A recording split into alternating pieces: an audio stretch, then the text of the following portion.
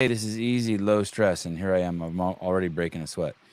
Bam, we're That live. happens. Good morning, Good morning. How you doing? dude. I'm doing great. A little slow to the start this morning. I'm glad you got to witness firsthand the technical difficulties that can occur. I don't know how there could be technical difficulties when I was just sleeping. I left the room, everything was great. Then I went to bed and I woke up and everything's jacked up.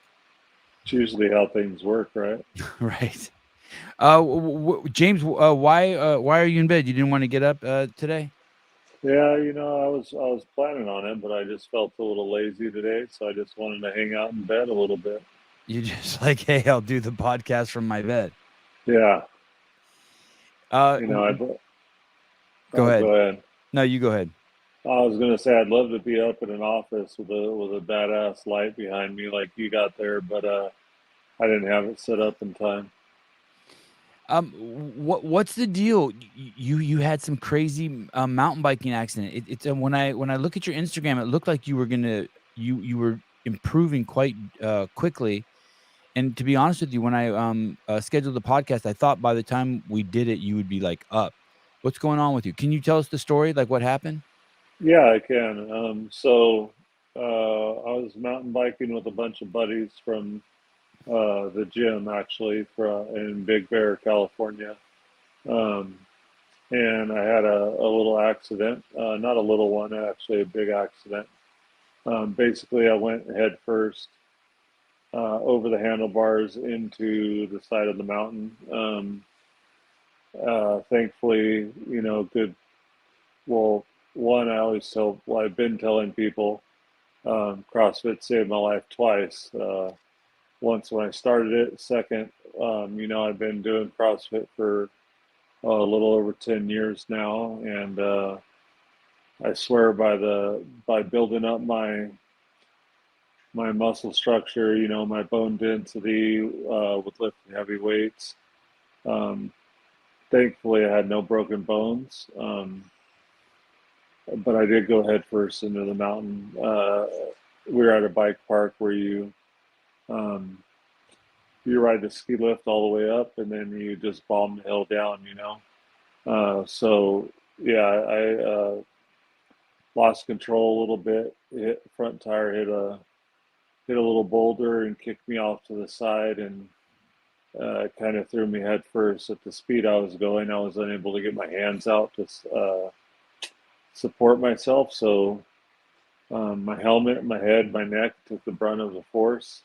I'm a bigger guy, so uh, thank the Lord I didn't have any broken bones, but I did have herniations in my C3 through C7 in my upper spine that had to be uh, fused, and um, a laminectomy, which is creating space inside of the spinal column because of the herniation. So, because of that, I'm a quadriplegic right now, incomplete, which means I don't have a severed spinal cord. It's all intact, but it's damaged. So, what it means is I can get better. The problem is when we do CrossFit, everything's measured, for time, repeatable, and it's something that we could improve on, but we have no timetable with spinal cord injuries.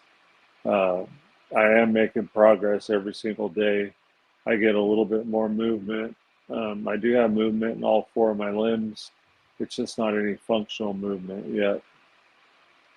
Hey, so crash, basically speared into the ground with your head hitting first gives you a severe spinal cord injury, and you come to and you can't move anything. Can you even talk? Correct. I could talk right away. I was hyperventilating from getting the wind knocked out of me. So I started calling for help. Luckily, a couple riders came up behind me, were able to start talking to me and call the security team at the bike park we were at. Those I was face down in the dirt. I remember thinking it felt like my arms were crossed in front of my chest, kind of like, I mean, it sounds weird, but how people would be in a casket. Uh huh. That's what it felt like. But when I opened up my eyes, my hand was pressed up against my goggles and it was twitching. So that really kind of freaked me out. I had to close my eyes the whole time talking to people, but I remember telling people that I couldn't feel my body right away because I didn't want them to make it worse by rolling me over or twisting my neck or anything. So Right. right away I was yelling at people that like I can't feel my body, I can't feel my arms and legs.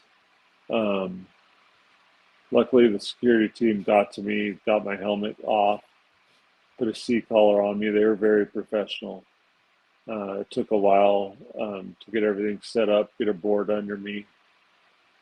They had to carry me off the trail to a fire road.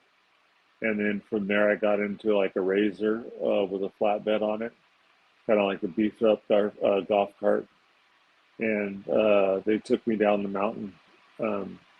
From my crash to the time I got to the parking lot was probably about 45 minutes. So it took a while, but they were very professional, keeping my spine intact with a C collar. And then the ambulance was already waiting for me when we got to the parking lot. And you were a CrossFit gym coach already at the time. Yes, I got into CrossFit in 2013.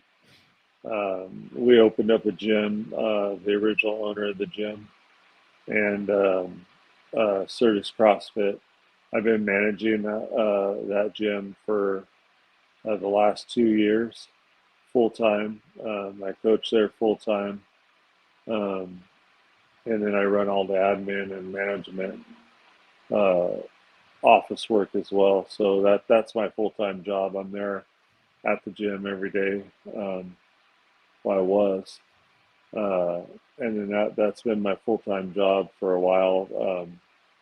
Full time for 2 years, but I've been working there since it opened in 2014. And James, at one point, you were 525 pounds. Yes, actually, when I got married, I weighed 525 pounds. Yeah, probably maybe a little more. I don't know. When you weigh that much, you don't weigh yourself a lot. There's not a lot of means to weigh yourself. You can't buy a scale at Target and then hop on it because those have weight capacity. So I was somewhere around there when I got married. You would Um, peg the scale. So you peg the scale. Like if it goes to 400, it just says, or if it's electronic, it yeah, just gives you error message. yeah, it just gives you straight lines. So I actually worked that's me and my wedding when I'm probably close to my heaviest. Um, and then from there, when I got into CrossFit, I was still about 480 pounds. Uh, Starting CrossFit in 2013, we started in a one-car garage. The gym did with the original owner and myself. Um, we met on Facebook when Facebook was a thing. Um, and then she offered to train me free of charge. However, I had to do an accountability contract, which means I had to log a food journal. I had to log all my workouts that I did outside of what she was training me. And the first 12 months of CrossFit, I lost over 130 pounds. Wow. So 10 pounds a month, more than 10 pounds a month. yeah, it was crazy. I mean, I eating right, eating clean, and then just working out. I was probably working out 6 days a week at the time. James, Um, pronounce your last name for me. Scharnick. Scharnick, just like it Yep. looks. Dude, 500 pounds is wild.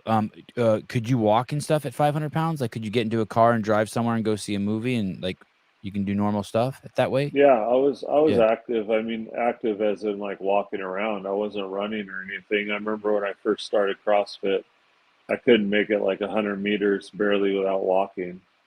Um, and then from there, obviously, everything improves when you start moving your body and obviously doing CrossFit. But it started out really basic. I remember like my first workout was nothing. It's like um, 400-meter run, a few rounds of 5 push-ups, 10 sit-ups, 15 air squats, and then a 400-meter run. I remember on the runs I had to walk, but I mean, basically that's like a warm-up. Uh, You actually walked 800 meters at 525 pounds. You did that? yeah, a That's walk slash jog. I mean, yeah, dude. That's wild. Um, that's wild. I bet you most people can't. I bet you most people who weighed 525 pounds or who weigh that cannot do that. I was sitting next to a lady yesterday who was probably 300 pounds for an hour, and I heard her breathing the whole time. I could hear her breathing the whole time. yeah. It's weird. I mean, I'm a bigger guy. I'm 6'7". Even Holy now, shit! I'm like Wow, 295 pounds now. wow. So I'm a large guy, anyways. I've always been big. Uh, I played a lot of sports in high school. Did three different sports in high school, so I had a good athletic build, I guess. Not really build. I was a big guy, but You could I was an move. athlete. Yeah, Yeah, you're I was an lucky. athlete. Yeah, So wow. I was playing football, basketball, track and field. I threw shot put and discus. So I was very active. But after high school, you get into a little partying. I was driving truck, and then from there you just eat like crap and you drink sodas all day and energy drinks. Try to stay awake behind the wheel, and that's when going from really active to a sedentary lifestyle with no nutrition. Uh, the weight just started gradually gaining, and then you get to be like 32 years old when I started CrossFit. And from there, it's just, luckily I was able to be active and I was able to move my body through space. But I remember starting CrossFit, just the air squats were very challenging. Yeah, yeah, I bet. 6'7". Tall. Do you have tall parents? No, actually, my mom's about 5'6". My dad's around 6 foot, and he was the tallest in my family on both sides. And for some reason, I entered high school as a freshman. I was 6'1", and then when I left high school, I was 6'8". So I've shrunk a little bit. As you age, your bones settle, and I have back issues. I have a lot of back issues and knee issues just from being that heavy for so long. I always tell people you can't put a house on eggshells and not expect it to crack. Um, Jake Chapman, but James, one of the guys in the comments says the milkman was 6'8". Did you have a milkman as a young yeah, he man? probably was, right? Dude, you must have, was your whole family shocked? Did you think you were done growing at 6'1", and then you're like, dude, this is just keeps going? Or did you know? Yeah, they were kind of shocked, but I mean, when my growth and my shoe size kept up with my age until I turned um, 18. I wear a size 17 shoe. I'm just a bigger guy, and they were kind of used to it by then because I was that big. I was the biggest person in class, tallest person, biggest person. I was always large framed, even when I played sports in high school and a little bit in college. My playing weight was around 320 pounds as a lineman, playing football. So I was always a bigger guy. Uh, it was just kind of the thing. Wow. Wow, that's a size 10 versus, and I'm a size 8.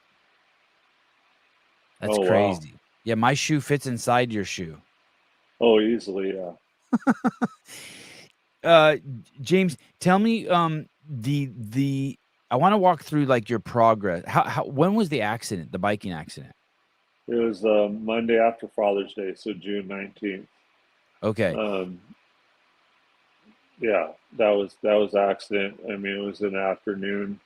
I was in surgery by midnight uh, at Loma Linda Hospital. They flew me, they medevaced me there, which So is the so closest. so 4 or Go 5 ahead. months. 4 or 5 months ago. Yeah, correct. Can you tell me the worst in terms of your if the metric is being ambulatory? And I'm just curious how the progress has been. The exciting part of this whole story, thank God it has one, is that you're saying you keep getting a little bit better every day. You're seeing progress, right? Mhm. Can you walk me Yes, through that? correct. Like, was there a point where you couldn't even drink water or you couldn't chew your food, like where you were that uh, unable to activate your controls to Correct. maybe now you can stand? Can you walk me through just the steps? I'm very curious. Yeah, it's a real slow process. Luckily, both of my doctors, my neurosurgeons, say they expect me to walk again, but it could take 3 to 5 years. Okay. The problem is there's some people that have the same a similar injury to me that could walk in the in a year and a half. But there's others that never walk again with an incomplete spinal cord injury. So one of the hard things for me is, coming from a CrossFit background where everything's measurable, repeatable, we could put a time to everything. We could make sure that we're doing better, we're ahead of progress, we're behind progress. Um, with this, there's no measure stick, so everybody could be different. So yeah, when I started, I was really hard to eat because I had swelling in my neck, which bothered my throat, and it hindered the ability to eat. So I had problems eating right away. I had zero movement, and a lot of pain throughout my whole body. Uh, from there, I was able each day to start slowly. The problem is it's a dead slow process. So like the progress that I have every day is so tiny that my wife has to help remind me because I get frustrated. I want to see the progress. I want to be up and walk. Excuse me. I want to be up and walking already, but the problem is I'm still bedridden. I have no functional movement in my limbs, so I can't feed myself yet. If my eye itches or something, I can't itch my eye, which you don't know how many times you itch your face throughout the day until you can't. Um, So right so now ev you can't move your hands yet, James?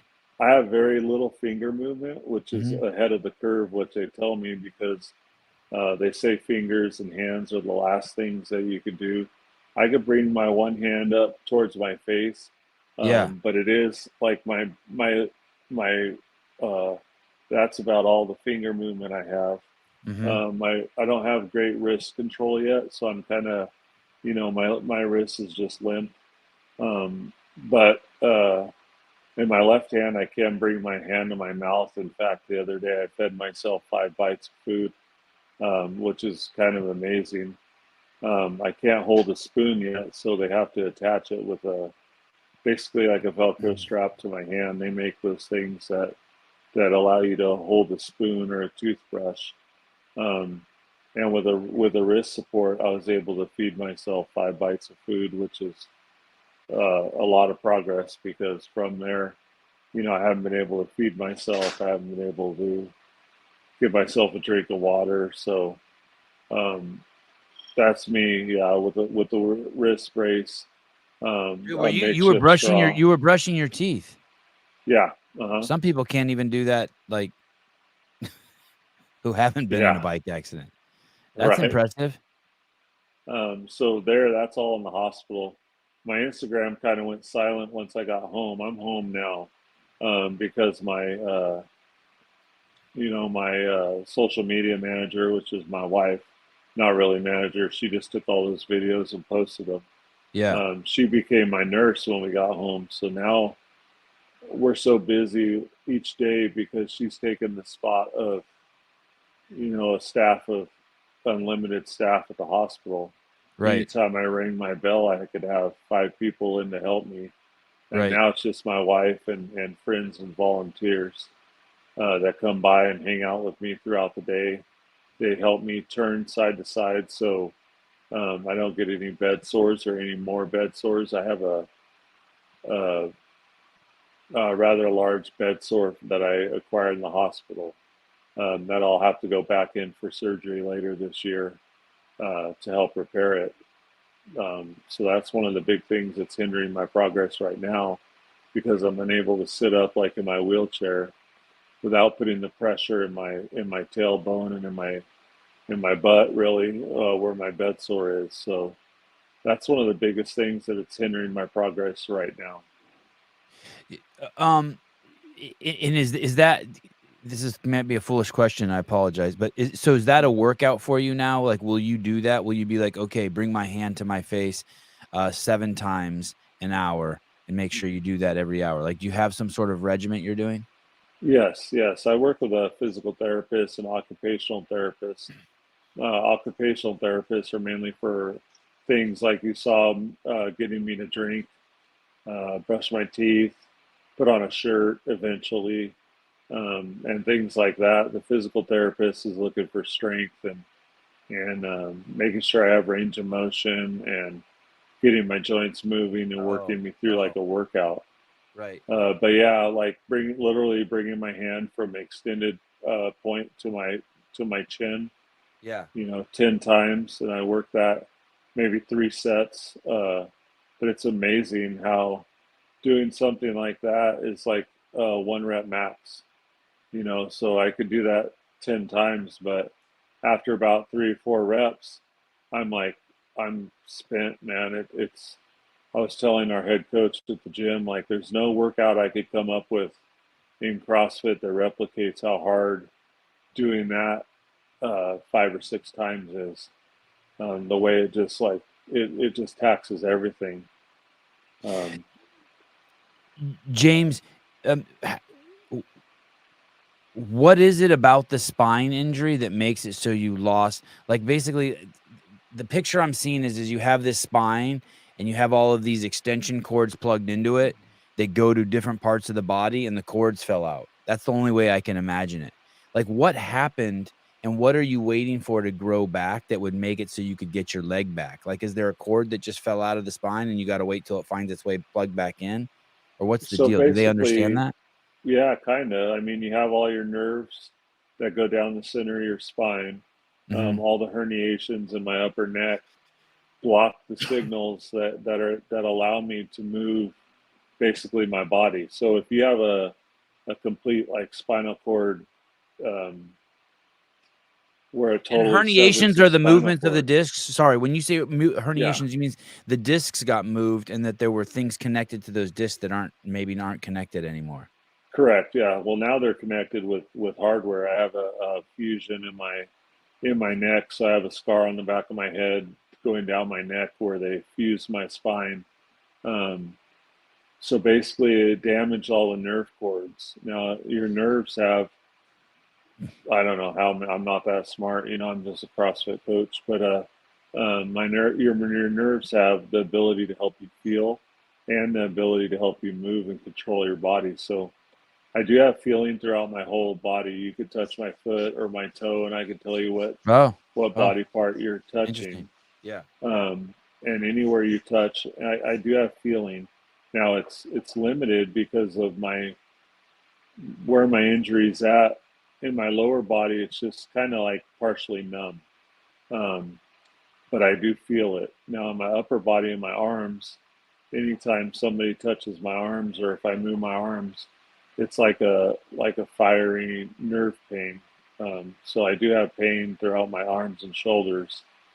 But yeah, it damaged my spinal cord to where now I need to give it time to let my spinal cord repair itself. Like all the nerves will repair itself, but it takes a undisclosed amount of time, and it's not guaranteed that I'll be able to move or have functional movement in my body. It's just we're hoping that those things will.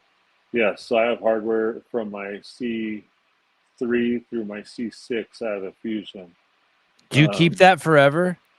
yes, that'll never come out. Dude, that's crazy. That's your neck. Holy shit. Yeah, and it does limit my range of motion, like my mobility side to side. I notice like looking left is a lot harder, and I can't really look as far left as I can right. Up and down isn't that bad, but left and right, I could definitely feel the. I can't feel the hardware, but I can feel the limited range of motion and the limited mobility in my neck now. But yeah, that's basically. I don't know how current that picture is of whoever did that, but It's uh, Google. basically, I have a fusion that's similar to that. James, are there any drugs they can give you like to speed that up? Like, can they give you testosterone or peptides, or there's like any like hormonal shit they can do that speeds growth up? Well, living in California and our great government system, I don't know how peptides are, if they're legal yet. Right. But I may or may not have had the ability to be on peptides already. And luckily, Okay. throughout your show, I Yeah. don't want to give a too big of a shout out, but I am a big fan, and I've heard about them through your show and researched them. And I am taking peptides right now. I've only been on them for about a week and a half because I was able to find a doctor who works out of state that was able to provide me with those. So What does I he am say? working on those. Is there any information about that, about peptides and nerve growth? Well, the biggest thing with the peptides right now is for the wound that I'm trying to heal. I had a Mm. large bed sore, and they had to basically my tailbone is exposed. It's that deep on my left butt cheek. I mean, I don't know what the medical term for butt cheek is, but Your tailbone's from laying on it so much it pushed through your skin? so what it did is I don't understand bed sores, and they're really with our technology nowadays, it's kind of like caveman-ish because basically you get this bed sore, which is a dead spot on your body, and mine um, somehow, we don't know how, but it got to a rather large bed sore. So as soon as I got transferred to my hometown, the first thing they did is they put me into surgery to debride the bed sore, which is basically cut out all the dead spots or the dead spot. It was just one spot, but it was rather large. Like Um, necrotic, so it doesn't get infected, I'm correct. guessing.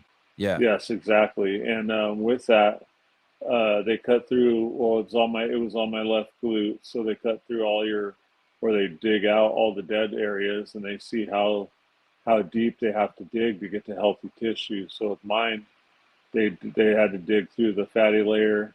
They did dig through most of the muscle, and they got really close to the bone. And then eventually, with the infection, uh, parts of my tailbone are exposed, and that's still an ongoing thing. I mean, it's been, like you said, 4 months, but that's one of the things that I can't believe there's not any better um, healthcare methods that would help you with that, because it's just such a slow process.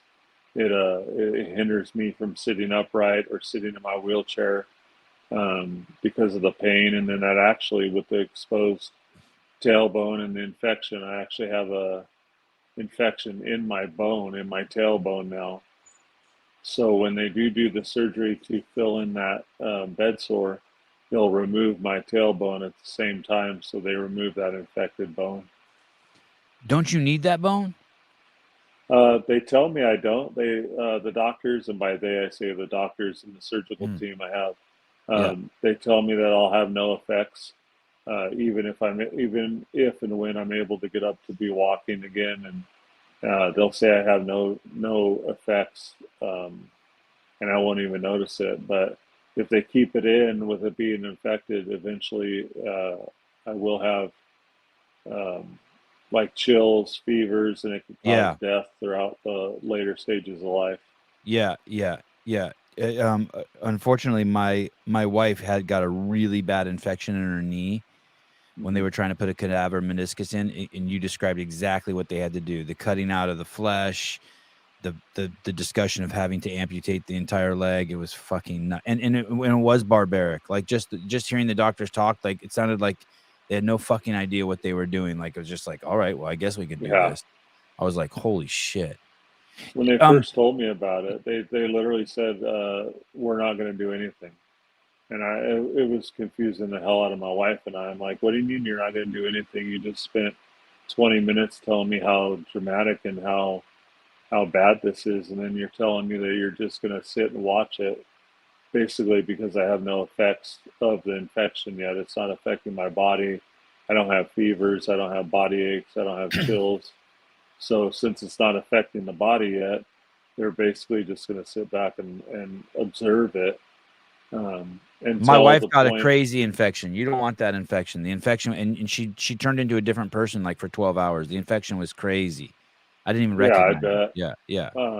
I definitely don't want to do that because as Yeah. it is, it's bad enough. And with the infection affecting your body, that's when it gets dangerous.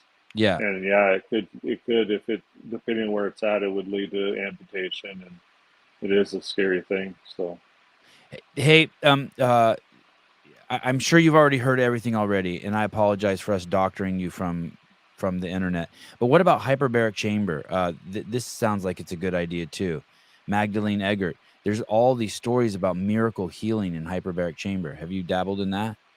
yes, in fact, the doctor that I'm working with right now, he that was able to provide me with the peptides, he did talk about that, and that is something that we're able to work through. The problem with that is just the money, and right now it's the transportation. Like anytime I have to go to the hospital for a doctor's appointment, or if I have to go see a specialist at the hospital, for transportation, since I'm bedridden, they have to call an ambulance. It's a non-emergency ambulance, and then they basically transfer me to a gurney, and they have to take me by ambulance. And then every time they do that, it's between $600 and $1,000 each way. So right now, it's all boiling down to money and transportation. So if you wanted to do a hyperbaric chamber every single day for 2 weeks, the travel alone would be $10,000, just the taxi Yeah, ride, the Uber ride. it'd be ridiculous. Yeah, and There, unless I wanted to purchase a hyperbaric chamber for my bed for my home, yeah. and of course I'd love to, but I don't have those kind of funds being a CrossFit coach. Caleb, how much is a hyperbaric chamber? How much is a hyperbaric chamber? I have no idea. I couldn't even guess. Do you have a GoFundMe page? I do have a GoFundMe. I think it's honestly, I'm not even sure what my GoFundMe is. If I'm being honest, it's It's just a uh, site with it, like you can tell your story and collect money. So let's say you wanted to do some, let's say we wanted to raise money for you to buy a hyperbaric chamber. yeah. Um, I I'm do have a GoFundMe. I think it's Rhythm Claps for Coach James. I believe um, it was started right away, actually, and throughout the community.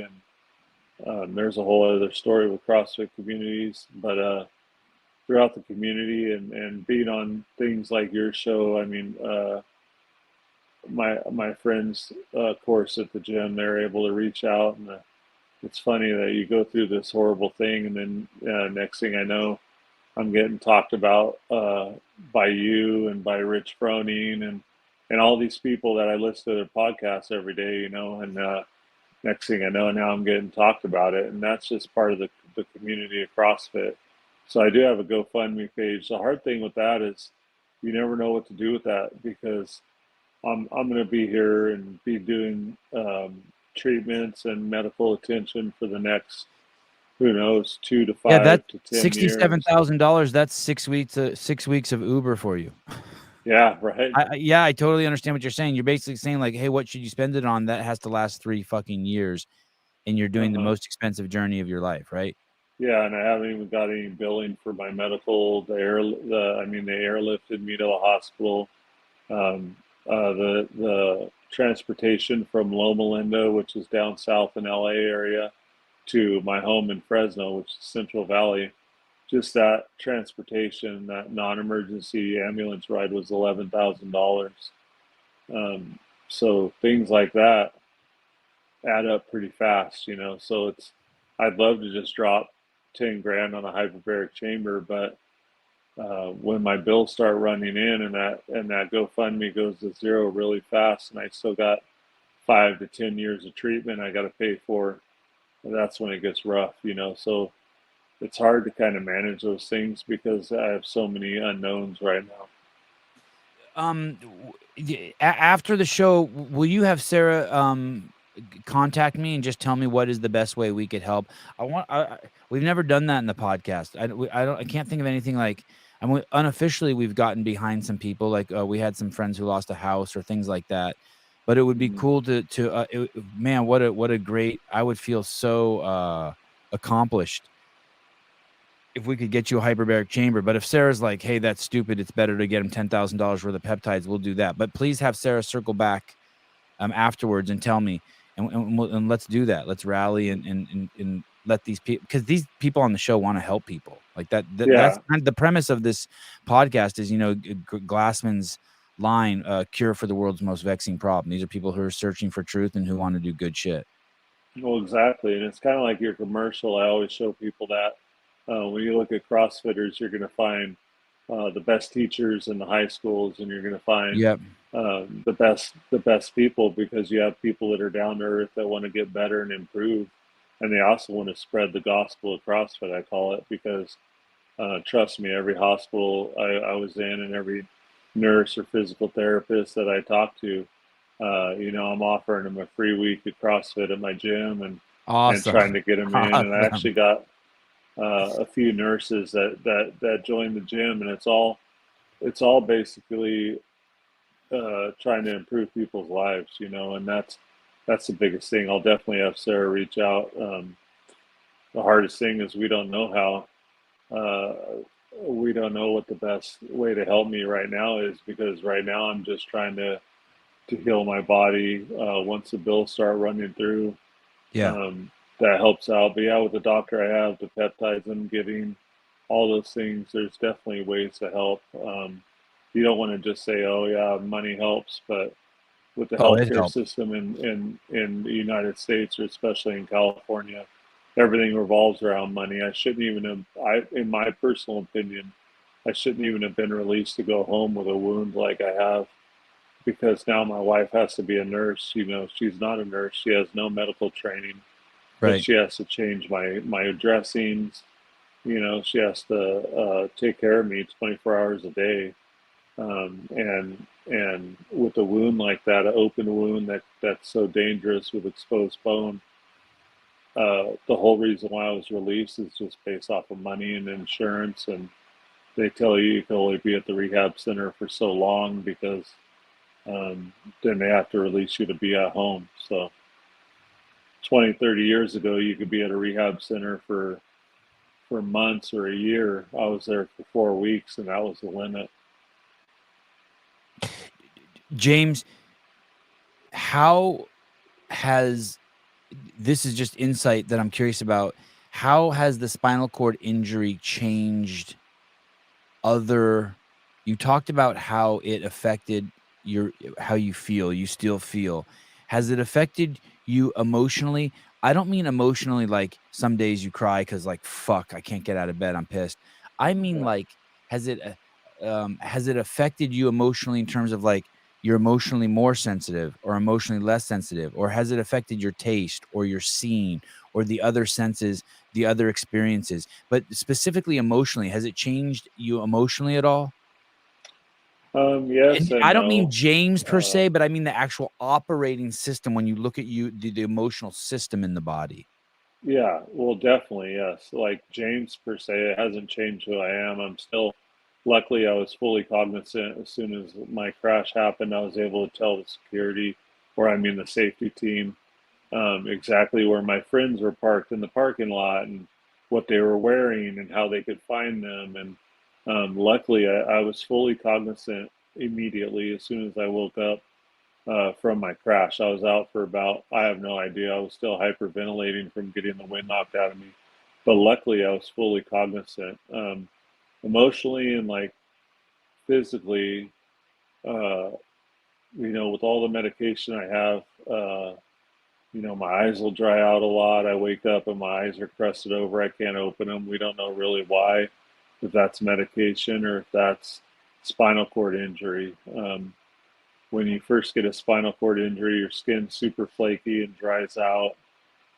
So peeling off all my calluses on my hands was a task, for my wife or the nursing staff. A lot of things happen, but emotionally, you know, I have ups and downs just like anybody would. But luckily, I have peace in my heart, and I still have joy. I am a Christian, so I trust that everything's going to work out, and I know that God has a plan for me. Um, and that's one of the biggest things that help keep my emotions in check. Now I do have days where I break down, or where I'm super bummed out, especially uh, it sounds bad, but being at home, when you're in the hospital, they keep you so busy. You have 3 hours of physical therapy and occupational therapy a day. So every single day I was busy for a minimum of 3 hours. And then you Mm. have all the nursing staff coming in with medication and treatments and things that are supposed to help my spinal cord injury. And then um, they give you a lot of information. They teach you about spinal cord injuries and things that could happen to you when you go home. And they try to really prepare you, but you go from that. And then when you get home, especially with my bed sore and being bedridden without being able to get in a wheelchair, like I was able to do so much at the hospital. Now being at home, I'm basically, uh, I lay in bed and it's a lot more, I don't want to say sedentary, because that's something that we don't want as being CrossFitters, but it is, I'm fully sedentary and I don't have that action. I don't have that movement. So it's been a big emotional journey since I've been home. Um, Also just How long getting, has that been? I've been home for about 6 weeks, close to. I think it was around August 23rd when I got released from the hospital. So So I was at you Loma want more Linda. stimulus. Do you think that the more stimulus you get, the faster you're gonna heal also? 100%, yeah. Yeah. And it's where you get to notice things. Like I was so busy, and I was so active in the hospital that I would notice new movements, and I would notice things that I would start getting back quicker. Now that I'm home and I'm not getting as much physical therapy, uh, and any therapy, I am getting some, but I only get 3 hours a week professionally, and As everything opposed to 3 else. hours a day. Correct. And then Mm. everything else we do with just my wife and I. So every day we go through range of motion. In fact, I have gym members from my 9 a.m. class come over after the gym, and they help me with my range of motion, which is keeping my body, and my joints, moving. So they'll put my body through movement. I have a list of exercises we go through, and that's just to make sure that all my joints are able to still freely move, and I don't have any like calcium deposits in any joints that'll hinder movement as I heal. So, um, it's tough because everything relies on my wife and I. I tell everybody, well, not me. I'm bedridden. I have to have somebody feed me and give me drinks of water. But I have the easy job. I just try to get better. My wife has the hardest job because now she's not only a wife and a mom to our kids, but she also has to be a full-time health caregiver to me. And anytime I'm thirsty or I sneeze and I need my nose wiped or something as simple as that, I got to call her in, or a friend that's here has to help me with that. So the hardest thing is on my wife and the people supporting me. They got the hardest job in all of this. I keep saying. Y People will, someone will win like an award, and they'll be up on stage, right? And they'll be holding the award, and they're like, "I'm so humbled by the win of this award," and I'm like, "Humbled by it? You should be fucking proud as shit. What are you humbled by it?" But you Uh, are actually going through it must be incredibly humbling to go from coach to to needing people. Were you accustomed to needing people ever? Are you comfortable with all these people helping you? Have you had to just be like, um, "Fuck it, I'm gonna have to be comfortable with this." Is that a huge yeah, growth? basically it is. I've always been like a server. Like Mm. if you're a CrossFit coach, you're serving people. So um, if you're, I've always been the helper. People call me if they need, if they're moving, they call me if they need.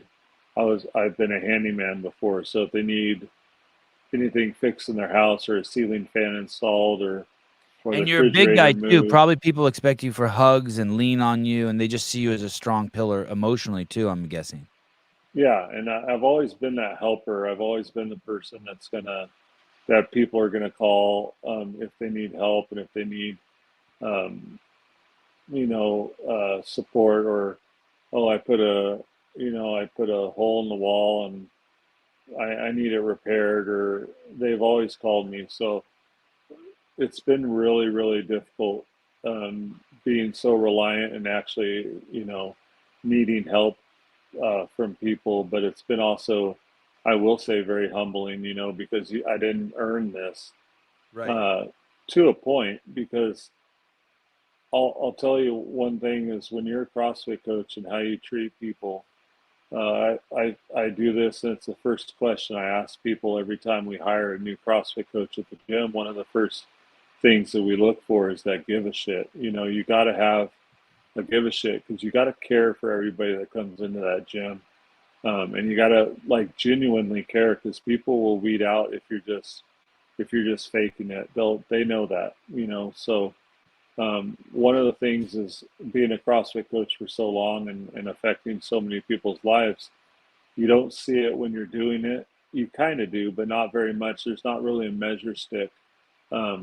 But when you get hurt like this, and you go through something that I've gone through, and watch my community rally around me, and not only my community, the Certus CrossFit community, we have about 245 members, which is great. And those members rallied greatly, but also just CrossFit community in general. I mean, um, having your show talk about me early on, and I'll tell you one thing, that your analogy of my first video about being on round 9 of Fran was, it's spot on. Because in that first week, even in the first month, it was so hard to do things like talk, and I was struggling in that video. And that's one of the reasons why I put it out, because my sister and my wife were like, your friends and family don't understand what you're going through. They think like you're going to get up and walk out of the hospital. They don't understand how bad it is. So from there, I was like, I want to start these weekly videos, which they fell off, and I feel bad about it. But honestly, I have no control. I can't do anything for myself. So, like I said, the reliance on other people. But um, I wanted to show people how bad it was with that first video. And when you were like, damn, he looks like he's on round 9 of Fran, like he's struggling so bad, and all I was doing was trying to talk. But when you circle back, I sound callous. I would never say that. no, I mean, it was actually the best analogy ever, because if anybody's ever done Fran, when you hit that I round know. 9, it's like I'm dead, and I don't know how I'm hanging on. Um, but circling all the way back, of being a CrossFit coach, and how you treat people each and every day. When my injury happened, and I'm watching this community rally around me, so awesome. Um, I need 24-hour care, and a lot of the stuff I need, like, being turned every 2 hours. So that includes at night. So at night, at midnight, 2 a.m., 4 a.m., 6 a.m., I need to be turned onto my side and rolled over to my other side. And that's a two-person job. So we have friends. Most of everybody that's coming around are all gym members, that actually spend the night at my house. And every 2 hours, they wake up and help my wife turn me, from side to side. And to watch these people sacrifice, they're people with families, kids. I have a buddy who has 5 kids. I could imagine that many kids, but uh, they still come over and they spend hours with me, 3 times a week, or they'll spend a night with me. When they have a 4-month-old at home, they're still staying the night once a week to help me, and to support me. And that's, talk about humbling. That's big time. Everybody's life. I know how busy life gets. Just because mine came to a screeching halt, and slowed down, doesn't mean everybody else around me. I mean, you're so busy. You only have so many hours of the day. But now I have people that are donating, and giving up 3 or 4 hours 3 times a week, or a whole night 3 times a week. That's just huge, and it's very, very humbling that people would do that. Yeah, that's wild. What an operation, huh? It's crazy. I mean, it's something that you never think about. I would never Never. even think about the inner workings of somebody that's a quadriplegic or paralyzed, or But once it happens to you, it opens your eyes to a whole new world of how important, like, man, how important my spouse is, and that whole for better or for worse is. I mean, we've been together we were married in 2006, but we've been dating since 2000. So we've been together for 23 years, and nobody would expect that life happens or something that would happen to where, thankfully, she's able to cash in sick days and take, a couple months off of work. But it's kind of amazing all the inner workings of this and how much it takes just to take care of somebody. Philip Kelly's asking how long you've been a trainer. Was it 11? You've been a CrossFit coach for 11 years? I've been doing CrossFit for 11 years. I actually got my level 1 in 2016. In Okay. fact, I think you might have been there because it was the first time Greg Glassman came in and gave his speech at a level 1. It was in San Jose. And I don't know where my picture is with Coach Glassman, but he came in, and I remember there was like 70 people in my level 1. It was, back in the day where they were able to be that large. Yeah. We were in a CrossFit gym in San Jose, and Coach Glassman came in. I believe you might have been there videotaping. I wasn't Sounds able right. to talk to you, but it was the first time Glassman was attending a level 1 and giving his, I think it was the 5 buckets of death speech. Oh, wow. But Wow. he actually taught a whole segment of our level 1, and I remember our trainers telling us how big that was. So I got my level 1 in 2016, and then from there, obviously, I have a level 2 now, and that's a whole nother thing that people need to talk more about to CrossFit coaches is how important that level 2 certification is, because the level 1 is groundbreaking, and it teaches you so many wonderful things, but it basically tells the CrossFit coach like how not to kill somebody, right? Let's make sure we don't hurt these people and we don't injure these people. But the level 2 is really telling them how to do it, and that was super big. And I mean the whole CrossFit, that was at my level 1 there. Oh, And that's even awesome. there, What a you could crew. see Look at how big that. I was there. Yeah. Yeah, it was an all-star crew. Um, and that was 2016 on my level 1. But I've been a CrossFit coach since then. James, do you believe you're going to walk again? I do, and I know I'm not going to stop until I do. The work ethic I've had, obviously doing CrossFit for the last 10 years, it builds a certain work ethic. I'm not. My doctors, 3 weeks in, when they told me that, the biggest thing it did was give me hope, and it gave me drive. I already had the drive to get better, but that hope of walking again. And I remember one of my physical therapists early on. My kids, I wasn't able to see my kids for the first 3 weeks.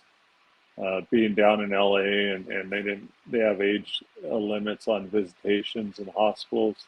One of my nurses, I told her that my kids were in town at their aunt's house because and they were able to come see me. But I remember my physical therapist was in the room and they walked in, and the day after that, she came back, um, and she was real, like, kind of emotional about it, and I didn't understand why. But after meeting my daughter, who's 13 years old, at the time she was 13, she's 14 now, but after meeting her, my physical therapist told me, there's time. And I was like, time for what? She said, there's time to walk your daughter down the aisle, and there's time to dance with her still at her wedding. Oh, geez. Um, Wow. and that really, I didn't think about that yet. There's so many other things to think about. One, my daughter's only 13. I'm Right. not thinking about her wedding anytime soon. Right. But that right there gave me the drive to, I'll definitely walk again. I'm not going to stop until I do. Um, and I will walk her down the aisle one day. And that's basically, now that's my motivation. Now I might have to threaten her and threaten some guys to put off the wedding a little longer, but we might have to put that into a contract. Like she can't get married until I'm able to do that. But How old are your I do kids? believe my daughter's 14 and I have a 12-year-old son. How are they doing with it, with this journey? This has got to be a doozy for them. Yeah, it is. Kids at that age, I'm not sure exactly how they're doing ever because, Right. uh, you have a teenage daughter in high school and my son just started junior high. And, it's an emotional journey for them as well because they had this dad who's larger than life, being a bigger guy. And since CrossFit, I've been super active in their lives, Right. playing sports with them, doing everything with them. We go on hikes, we go on walks, we go on bike rides, um, very active. And going from that and being this big protector as a dad, you have this giant dad who's 6'7", in decent shape at 290 pounds, 280 pounds. That's a larger in life dad that's always going to For protect you. sure. And when you go from For sure. that to now, I have if I want to talk to dad, I have to go into his bedroom because he can't get out of his room because he's bedridden. That's an emotional journey in itself. So um, I wish I could tell you how much it affected him, but honestly, I'm not quite sure yet. Right. I know it's difficult, and also now my wife assumes the role of a basically a single parent and a caregiver and all these other things that are lined up, a nurse, a physical therapist. Um, she's still a speech therapist, which is what her profession is. But now she assumes all these extra roles with no help and having to take care of myself as well. So really, it is super. It did affect them a lot. I know it did because for one, it stole their summer break. And if you're a kid in high school or in school, if you're like me, man, you live for summer break. And then um, basically at the start of summer, your dad's injured in the hospital in LA. You don't see him for 3 weeks or a month, and then he gets moved to another hospital where you can't visit him. Um, so yeah, it had to affect him. It probably has more effect than I'll ever see on him. Right. Um, what do they want to see? What do they want to see to know? Can you that video? Let me go back a second. That video, it shows your feet on the ball and you're pulling the ball up Uh-huh. towards yourself. That looks like a good sign. Are you doing that or are the people doing that? Or both? I'm doing that fully You're now. At the yeah. time, they were helping me at the That's got to time of be a that great video. sign, right? That's got to be just amazing. Yeah, actually, like I tell you, there's no measure sticks, but my wife's in all these support groups now. Uh-huh. And actually, with the ability that I have in my legs is very ahead of the curve, and it's kind of I don't want to say unheard of, but it's very rare with how much movement and strength I have in my legs. So there you can see all the hands that are on the ball and on my Yeah. feet. I'm Yeah. able to do that all by myself now. Now they do have to support my knee because that might shoot out to the side with a little more abductor control that I'm gaining, but I can do that fully. And we actually work on that single leg now, which is a little more challenging. So that's a big progress right there. And like you can see it on my face right there. That's killing me. Yeah. With the ability that I have to do that now that we do with one leg at a time, being able to control that ball in and out with my hamstrings and my abductors and my hips is huge, and that's a big progress. I do have not great, but I do have good quad strength right now. Calf movement. Um, I can move my legs, all the major muscles in my legs, the calves, the hamstrings, the quads. I have, I have movement in all those, which is good, and it's kind of uncommon. I'll say I don't want to say unheard of, like I said, but it's kind of uncommon for a spinal cord injury that's only 3 months in to have that much leg movement. Uh, So I will take that, even though like I said earlier, there's not a measure stick. But when you hear people with common injuries that you're talking to in support groups, and they're telling your wife like, "Wait, he has that much leg movement already, or he's already moving his fingers," that makes me feel good, and that also gives me more encouragement Yeah. to work hard and to keep driving. And I know it'll stall out. I know I'll have plateaus, and even the surgeons warned me of that. But they did say that you got to work through the plateau, even if it's like 6 months of no progress. You got to keep working your physical therapy. You got to keep working all your exercises, because you could break through that, and you could continue to get better. Um, so that's one of the biggest things that drives me. And like you said earlier, I definitely, in my heart, I feel like I'll walk again. I- Yep. You need to prostitute yourself out. I know you're not in control of the phone, but someone needs to be posting every single day. And for two reasons. And it just can be just quick and dirty, right? Just point the phone, film it. Mhm. James, what did you do new today? And if you're like, nothing, fine, then just post it. James, what did you do today? I can blink 7 times a minute now. Post it. Because there's going to be other people who have this injury who need to see did I freeze? You Did did? I? Oh, now you're there. What Okay. was that? I froze. When I go like that, I froze. What the fuck was that? Did you see I froze and there was a graphic on the screen? Yeah, it showed like a thumbs up. It froze again. Can you hear me when it's frozen? Yeah. I can hear you. Yeah. If I do that, StreamYard. What? That's cool. This thing has hand gestures. I mean, now you make me even more jealous. I can't move my hands. So listen,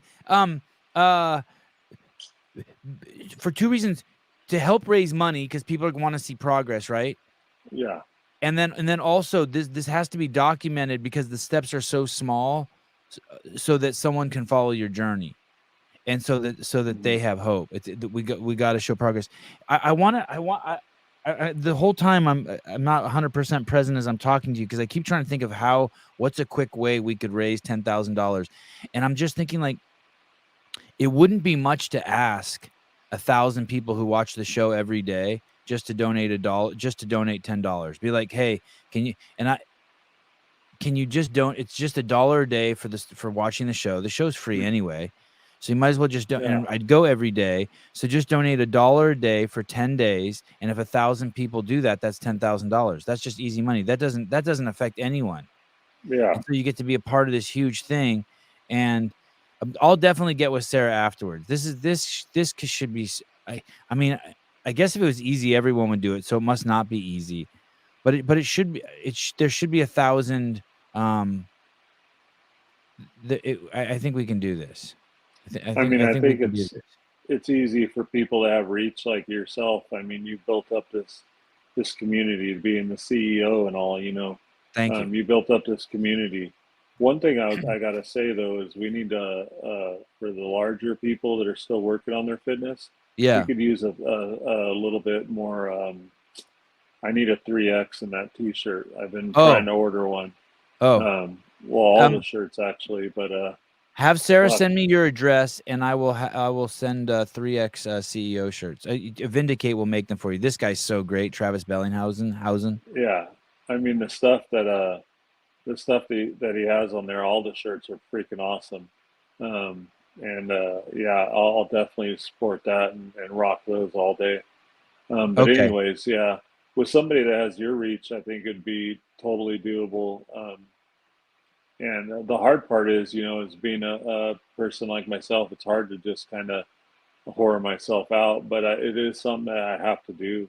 Yeah. Because really, if I'm not going to do it for myself, then nobody else is going to do it, So I'll definitely start posting more. I do need to do that. It's been on my heart for a while.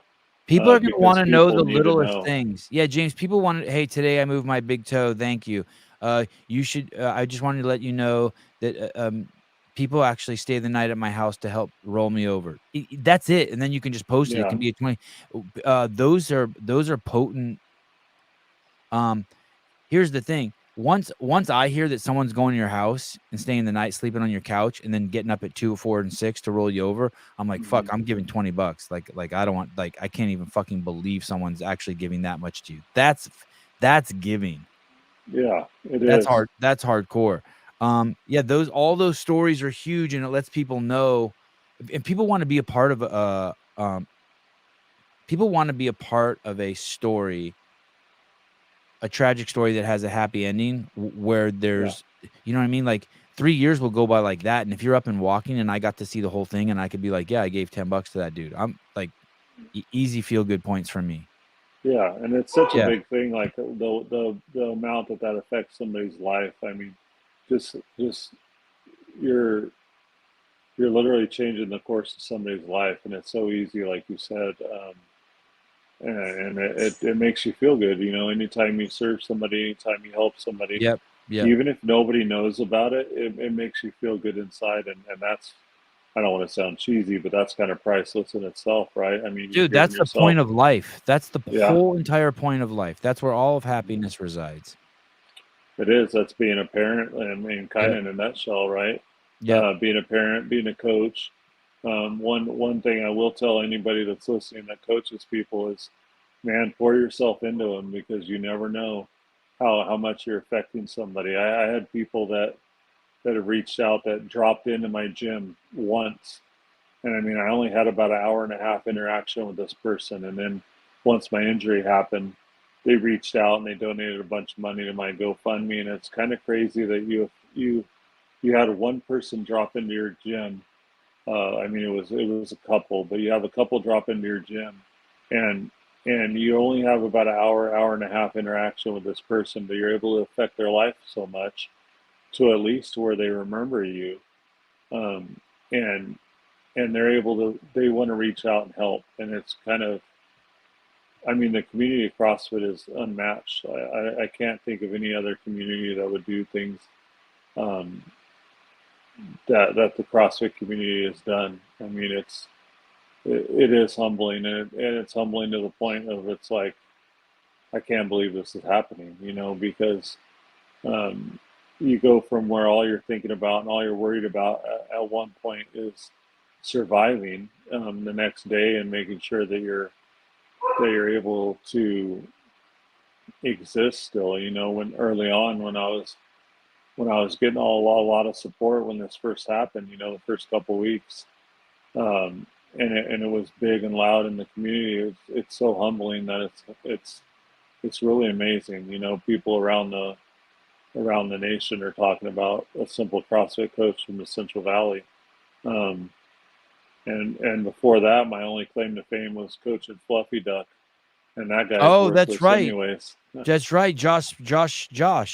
Yeah, Yeah. Josh, he's a member at our gym. He's a good friend of mine, and I love to talk crap about him, but he's actually a great guy, so I can't really talk too much crap about him. But yeah, he before that, I mean, all I did was co-star in a couple of his videos, and then from there, I go to this horrific accident. But at the same time, I'm able, like you said, to inspire people. Um, you have simple things that are, uh, yeah. And I'll tell you one thing, that guy's pretty fit too. Oh, yeah. Um, Yeah. Josh. he Yeah. he might play it off, but when he actually gets down to it and actually works, that Yeah. dude's pretty fit. Um, and I actually deserve an award for this one here, because anytime you have a guy's junk in your face, um, right there, you know, the the payment on that video there wasn't enough. So I'll tell you that right now. uh, Josh and Tammy know you. We know James too, head judge at the Central Valley Throwdown. Such a good dude. So you do head judging also. Yeah, those guys were on my judge team for a comp. Actually, a competition Dave Castro came to one year, in Reedley, California, and it's Central Valley, and it's a great competition. I was the head judge there, and Josh and Tammy are great people. They were both one of my, judges I can count on. Can you bring me my wallet? I'm texting my wife. I was trying to donate to do GoFundMe right now, and for some reason, I guess I don't know my CRV or whatever code. Oh, the back numbers. Yeah, those things are a pain in the ass. Hey, they need to make it. You know, the easiest way to buy anything is through Amazon. Whenever someone just has like the option to pay using Amazon, I use it. Is Oh that the yeah. easiest way for you too? Oh, you Oh can't yeah. even And buy anything. Can you not buy I, anything anymore? dude, I can't do anything anymore. Like I haven't even Right. been on Instagram in 4 months because I can't pick up my phone and, and scroll. So like honestly, anytime something cool happens, what really killed me is the ability to watch CrossFit games in the hospital is like non-existent, man. I had Yeah. a little iPad, but I was doing therapy, so trying to watch it, secondhand and after the fact, and didn't even know anything. There, people are coming in to visit me on Sunday. I have no idea the leaderboard or anything, and coming from a CrossFit coach that's been involved and cares so much, about that stuff. That was a surreal moment where people come in and they're all asking me, "Hey, coach, what do you think about this?" And I've only watched one event, so it was kind of tough in the hospital to watch that. But you know what? It was pretty cool to see you there, or to hear that you were there this year. Thanks. It was a Was good time. encouraging. Thank And then you. actually, one of the coolest things I thought was that Coach Glassman was there.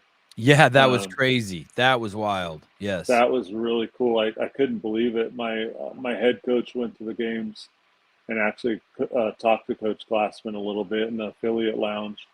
Um, Talked to him about me and what I was going through, and then I was just super encouraged to see Coach Glassman there Yeah. because it kind of, well, both of you guys there, and actually with Dave being back involved in some aspect or hopefully a little bit more aspects of the CrossFit Games, kind of seems like um, that was really encouraging to think that like the games are coming back a little bit.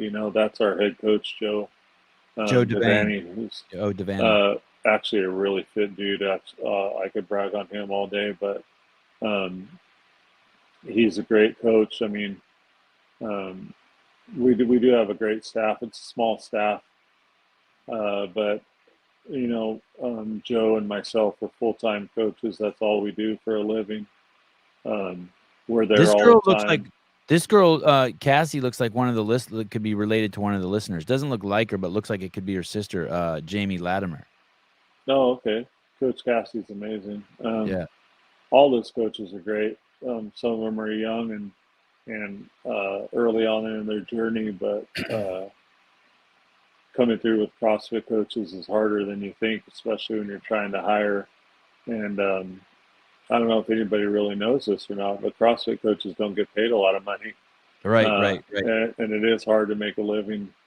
But that's one of the understated things I think that we should.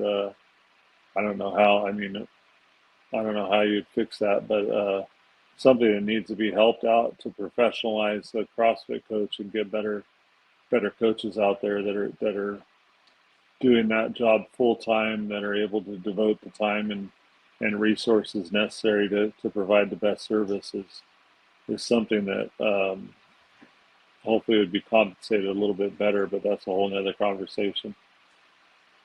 Mike, Poolboy, Joe is the man. He's talking about Devaney, your head trainer. Hmm. Always love throwing down with him at local competitions. The dude is fit as fuck for sure. He got that dad strength. Yeah, Joe's amazing. He's What a and not small only is world. he fit as hell, but I'll tell you what, that guy's smart, man. He's a guy that was like, hey, about a year ago, he's like, I'm gonna take the level 3 um, test, and I go, all right, are you gonna study for it? He goes, no, I'm gonna take it this weekend, and I mean, he just passed it first time. He just lives a life, I'll tell you that much, and the guy is so smart.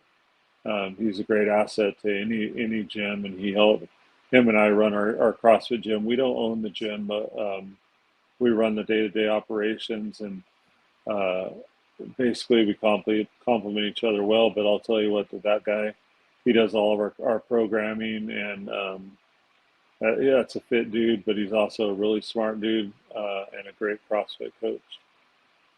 George, United States Marine Corps. There's studies that show that testosterone replacement therapy and electrically evoked resistance training enhance muscle quality after spinal cord injury has been shown to increase skeletal muscle mass and improve metabolic prime. Here's the thing, that's going to be true with or without skeletal injury. I'm just thinking if there's got to be something that makes the cords plug in faster. And I'm glad you've Yeah. embarked on peptides, right? I mean, you don't need to be stronger. You need access to the parts, right? Yeah. Yeah. I need the signal that can go from my brain to the Signal. muscles to connect faster. That's a problem. And then one of the other things, I'm so early in my journey, 4 months, you think like, oh, a lot could happen in 4 months. There's a guy that could lose 50 or 60 pounds starting CrossFit in 4 months. And that's huge. But when you deal with spinal cord injuries and when you're dealing with your nerves, it doesn't happen fast. And that's the problem. Like even the peptides just started about a week and a half ago because I'm not able to get those when I was in the hospital. And there's a lot of things that aren't, when you're in the hospital, traditional medicine isn't always, I don't want to say the best, but there's all these other things that you could try, like what that gentleman that was talking about with electro therapy and there's stem cells that also I could be able to do, and there's the peptides I just started. I have IV. I get IV bags once a week with nutritions and nutrients to help me absorb proteins better, because those are the number one things that's going to help my wound heal faster. Yeah. And not only my wound, it's going to support my body in a way that's going to, I would think it has to help my nerves heal faster as well. The better that your body's running and the healthier fuel you're putting in your body, the cleaner you're eating, that has to help. I don't know all the studies on that because, like I said, nobody ever thinks about spinal cord injuries till they happen to you or somebody that you know. But doing those things and putting better fuel in your body, better food, better nutrients, those have to help you heal faster, I would think. But it's not like a broken bone where you're like, hey, you broke your arm, you're going to be in a cast 4 to 6 weeks, and then you're just going to do a little bit of rehab and you're going to be fine. Spinal cord injuries, or it could take a year, it could take 5 years, it could take 7 years. But it all depends on really, I don't want to say luck, but the rebuilding of those nerves that nobody really has control over. James, you can't text either, can you? No, well, I do. Siri is a lifesaver, really. Talk about technology. I could, Right. I'll have, even in the hospital, the nurse would put my phone on my chest. I could text through Siri, talk to text, and I could make phone calls, but that's about it. If somebody's like, I want to FaceTime you, I can't do that unless I have somebody that's going to hold the phone up for me. Right. Same thing with like Instagram. If you guys have an Instagram problem, all you have to do to help kick it is just become a quadriplegic, and then you won't be on Instagram anymore. Hey, who said? Are you looking into an iPad right now? Yes, I am looking into an iPad right now. Who set that up for you? Oh, my wife. She actually bought this attachment that when I was in the hospital, well, like I was telling you how hard it was to watch CrossFit games. Yeah. She bought this attachment that attaches to the side of a bed frame. Yeah. And it has this like metal cord thing that comes up and holds a iPad. So that's how I was able to watch anything streaming when I was in the hospital, because they only gave you about 8 channels, and none of them were worth a damn. But yeah, so right now I have this attached to my hospital bed that's in my house, and it's holding up my iPad for us. She set it up perfect because some people so when you look at it, your eyes are open. Like when my mom FaceTimes with my kids, she holds the phone down low, so her eyes, or wherever she holds it, it looks like her eyes are Oh, closed. I'm like, Mom, put the phone up. It looks like they're talking to someone who's asleep. But your wife yeah. set up a perfect angle. She knows what she's doing. Yeah, she Um, does. feel free to grab my phone number from your wife. She got it. Feel free to Okay. text me anytime. Stay in touch. I'd love to stay in touch with you. And anything you ever want to plug, anything you want to shoot the shit about. I like having guests back on for like 10 or 15 minutes at a time. Sprinkle them into shows. You're always welcome Oh back yeah, I'd on. love that. That's amazing, man. I'm a big fan, and like I said, I've listened to a lot of your podcasts. There's nobody that does it better. I mean, I can't believe you have the energy, and how many podcasts you put out is actually amazing. It's hard to keep up as a listener. It's almost a full-time job. Even if you're not watching them, could you just push play and run them in the background, loop them so I get ad revenue? Thank you. Yeah, of course. All right, James.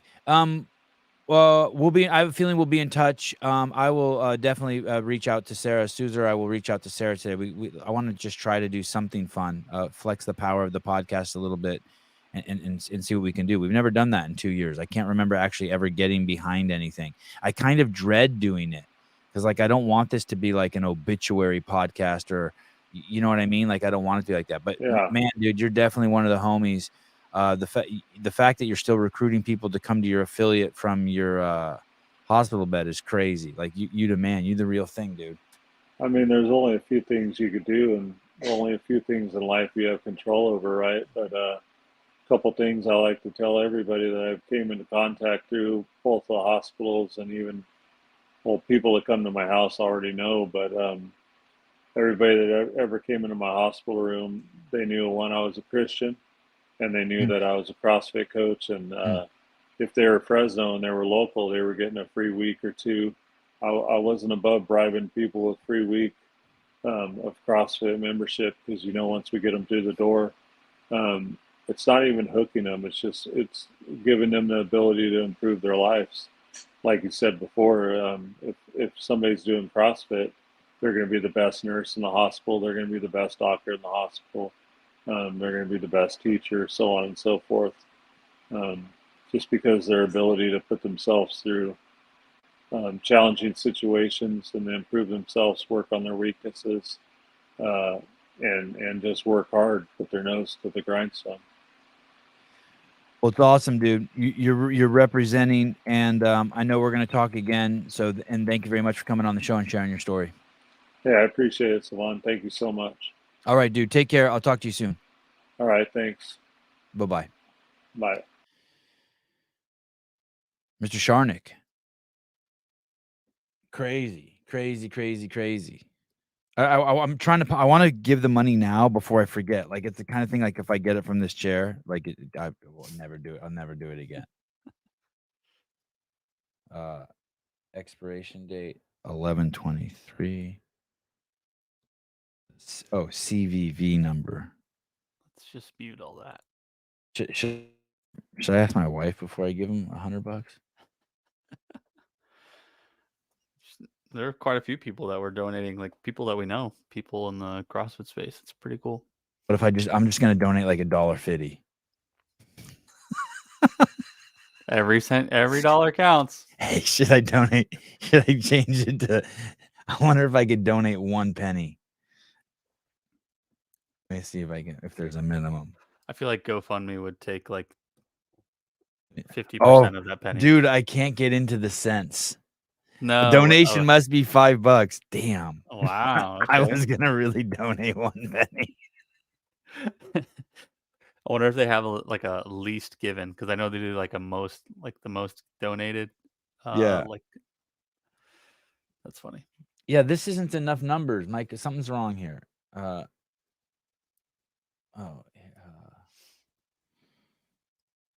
right. I hate donating money. Update my card. Yeah. Oh, and then it says now help spread the word by okay, so this, and I just paste it in the comments. Yeah. I took the tip down to 0. Is that a douche move? Should I have not said that out loud, or people are gonna be like, call the cops, take your tip to 0? No, they were talking about. Somebody said in the comments, they're like, "What the fuck? GoFundMe asked for tips. That's ridiculous." Yeah. Oh, I'll totally sell these bags of weed. I'll totally sell these bags of weed. Listen. These 4 bags of weed. I don't know how old this weed is, and I don't know how legal this is. No, I won't sell them. Sorry, I won't sell them. If I take 2, I will not sell these bags of weed. That would be completely irresponsible. But if there's some way to, shit weed. Yes, shit weed. That's fine. Homegrown shit weed. I will be happy to donate. Oh, look, let's take a look at these bags. Let's take a look at these. I have 4 big bags of shit weed that have been in here for years. Big old nuggies. Big old nugget.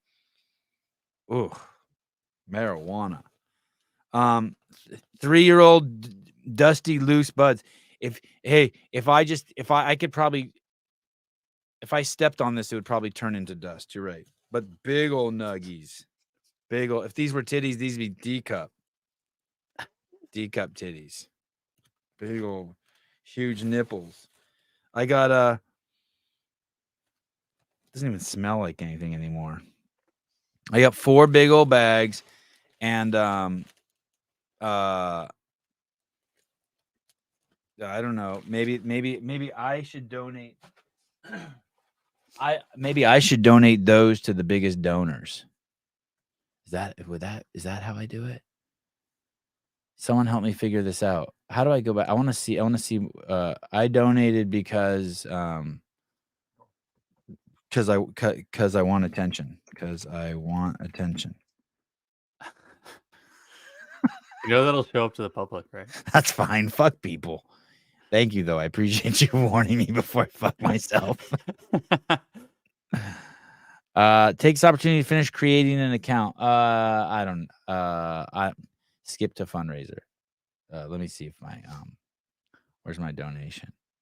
Oh, Mike McCaskey gave money already. Donald Corley gave. No, just Mike McCaskey. Oh, I see my shit. Whoa, dude! Someone gave $5,000 a pizza parlor. Yeah, crazy, right? Yeah, that's cool. See all donations. Oh, Judy Reed gave money. Anonymous gave money. Anonymous. Eric Weiss, Jeffrey Birchfield, Heidi Kroom, Rory Marlowe, Austin Hartman, Jennifer Kaisvetter, Anonymous, Miss Redow, Ryan Lesnodak, Trevor. Whoa. Trevor Panakuski, Anonymous, Mike McCaskey, Kevin McAdams. Oh, we went on a little run. Yeah. Reignited the page. I'm in big trouble. I just spent next week's grocery money. Look at Adler Good. Gave a G. CrossFit Solano gave 300. Look at this guy. Marcus Riviera. How did he choose that number? 3735. Why not just 37? I don't know. Yeah, that's cool. Jamie Hagaya. Did you see that? Miss Hagaya. Bethany Shadburn's in there too, I think, somewhere. Oh, an Armenian guy. Ralph Boyajian. Of course. Of course. Hail to my peeps. Hey, that's stupid. Another Armenian. Oh, Bethany Shadburn with 600. Holy shit. Allison Krikorian. Johanna Wood. Would what? Would donate. Oh, look at this. McCaskey doing this sleuth thing. Odd number could have been foreign currency conversion. Yeah. All right. Makes sense. Sevan's volunteer weed plant from 3 years ago.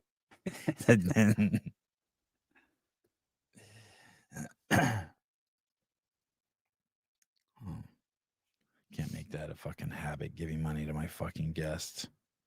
He's fucking lucky he got invited to the show. Shouldn't it be the other way around? He should be giving me money? Yeah. Come on. James, have your wife send me 5% of that. 3%. 3%. Humbly, I ask for 3%. I would kill my wife if she gave away our money. What are you doing? You're fucking nuts.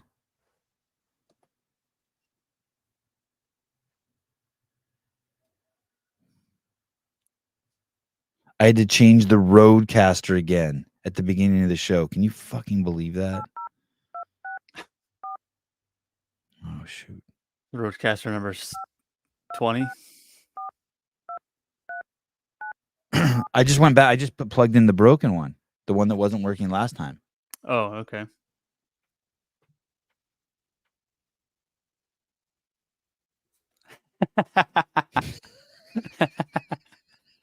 That's such a cool feature. Oh, wow.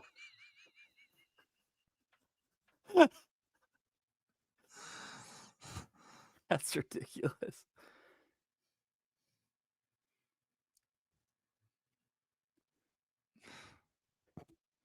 What if you wave? Haley. Oh shit. Where's my wife? Haley. Hello. Sorry. Fuck. Haley. Hi. Oh, sorry. I don't know why it's not working. I don't know why the roadcaster is not working right now. Hey.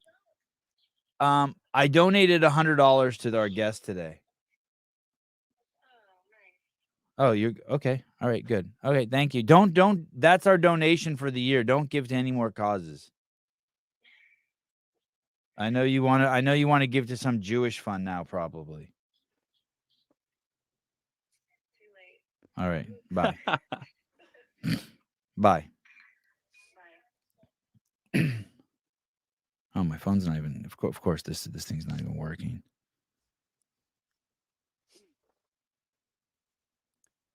Dude. Go back to anyone you know and go back to their June 20th Instagram post. June 20th, 2020. And look in their Instagram, June 20, 2020. Those are all baby killers. Those are all people who condone baby killing if you see the black square. Have you seen that? Black Lives Matter has made an official stance. They condone the beheading of the babies in Israel. Did you see that? 40 babies. Those guys killed 40 babies, including beheading several of them. I didn't see that. And so basically, when I think of BLM, I think of the Democratic Party. Oh, Mason Mitchell, they've mostly been deleted. Yeah, BLM completely condones the. How did you not know? Who posted the black square back then that knew? BLM Chicago backs Palestinian after Hamas terror attack invasion. Dude, they posted a picture of a paraglider, like they supported the terrorists coming in on paragliders and beheading the babies.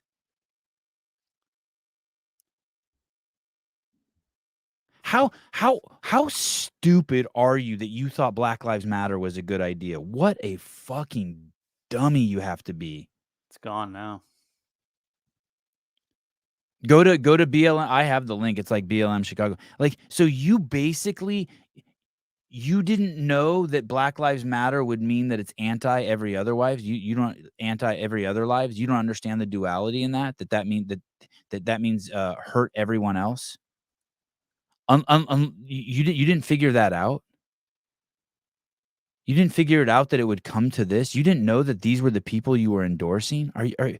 What? How stupid are you?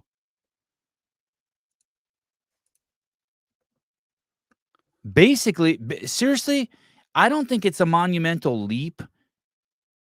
Remember, the Palestinians yesterday in Australia were chanting, and Greg doesn't like me to mix Palestinians with Hamas, but like, gas the Jews. I have lots of Palestinian friends, by the way. One of my dearest friends in town's Palestinian. Great businessman. Awesome dude. Love him. Great to my family. Unfortunately, he's not gay. Sorry. But he checks the Palestinian box. Straight as fuck. God, he's got a lot of beautiful kids, too. You can't chant. You can't support an organ. So Black Lives Matter supports gas the Jews and beheading babies, and they use the same platform to gather money. That's the platform that the Democratic Party uses, that Act Blue platform. And they're in complete cahoots, the way morning chalk up is with kettlebells and cocktails. Cahoots. Cahoots. It's a nice partnership. I like it. What the fuck, dude? How did you? So you can. I think it's fair, like to go to all those people now, who have the black school.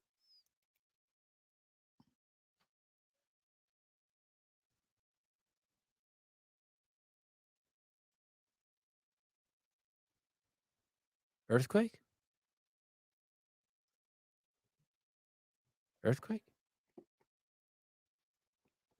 I think it's fair to go to all those people now and be like, "Yo, what's up? You down with the baby killing?" I want to show you the picture that Chicago, the Black Lives Matter posted. It's fucking wild, dude. It's like basically, I don't understand how it could be any more supportive of baby killing. Look at these guys came in on parachutes and beheaded babies. There it is. Wow. Crazy, right? What are they doing?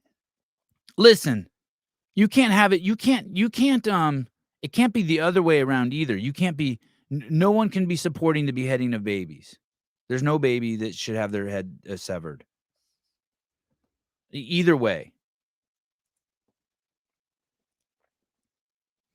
Sevy, do you still not believe in evil? I don't know what evil is. I just need. Are we going to define it as being okay with chopping babies' heads off? Hey, and you know what's crazy? I've been watching tons of news, right? I've been going over to I'm trying to figure out what all the fucking libs are saying, and their only response was the Israelis did it to us. So it's okay for them to do it back. I'm just like, dude, I'm not beheading anyone's baby, no matter what. No matter, like, even if you did the worst thing to my kids, I'm not beheading your baby. Wow, dude. Wow. So you signed up to support BLM and you didn't know back. How did the rest of us know, by the way? Hey, a bunch of us knew that you didn't need the injection. We knew. And we knew that BLM was a violent, vile, racist organization, Marxist organization that would kill in order to achieve whatever agenda it needed to achieve, including beheading babies. We knew that. It's not. Here's the thing, Mike. I don't think it's a scam. Mike McCaskey, BLM was a scam. It wasn't a scam. People were afraid to just stand up against it. They were afraid to be like, yo, it's not a scam. It's a real fucking organization that leverages the color of people's skin and their insecurity around it to fucking cause harm on other people. It is nasty, dude. If I'm a black person, if I'm melanated, I'm terrified of this organization. That they're leveraging people based on their skin color to do horrible shit like condone baby killing. It's crazy. It's crazy. Did you see what Sotomayor said? The basketball player? Let me see if I can find that. He's like, fuck you, BLM. It's good shit. Let me see if I can find it. Stoudemire. What did I say? Sotomayor? Yeah. So I think Sotomayor is like the Supreme Court. I think it's a let me see if I can find it.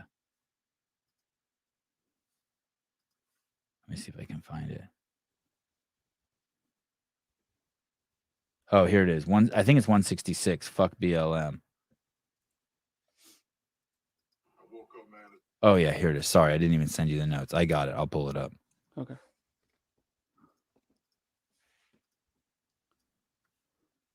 Stoudemire destroys Black Lives Matter, announces he stands with Israel.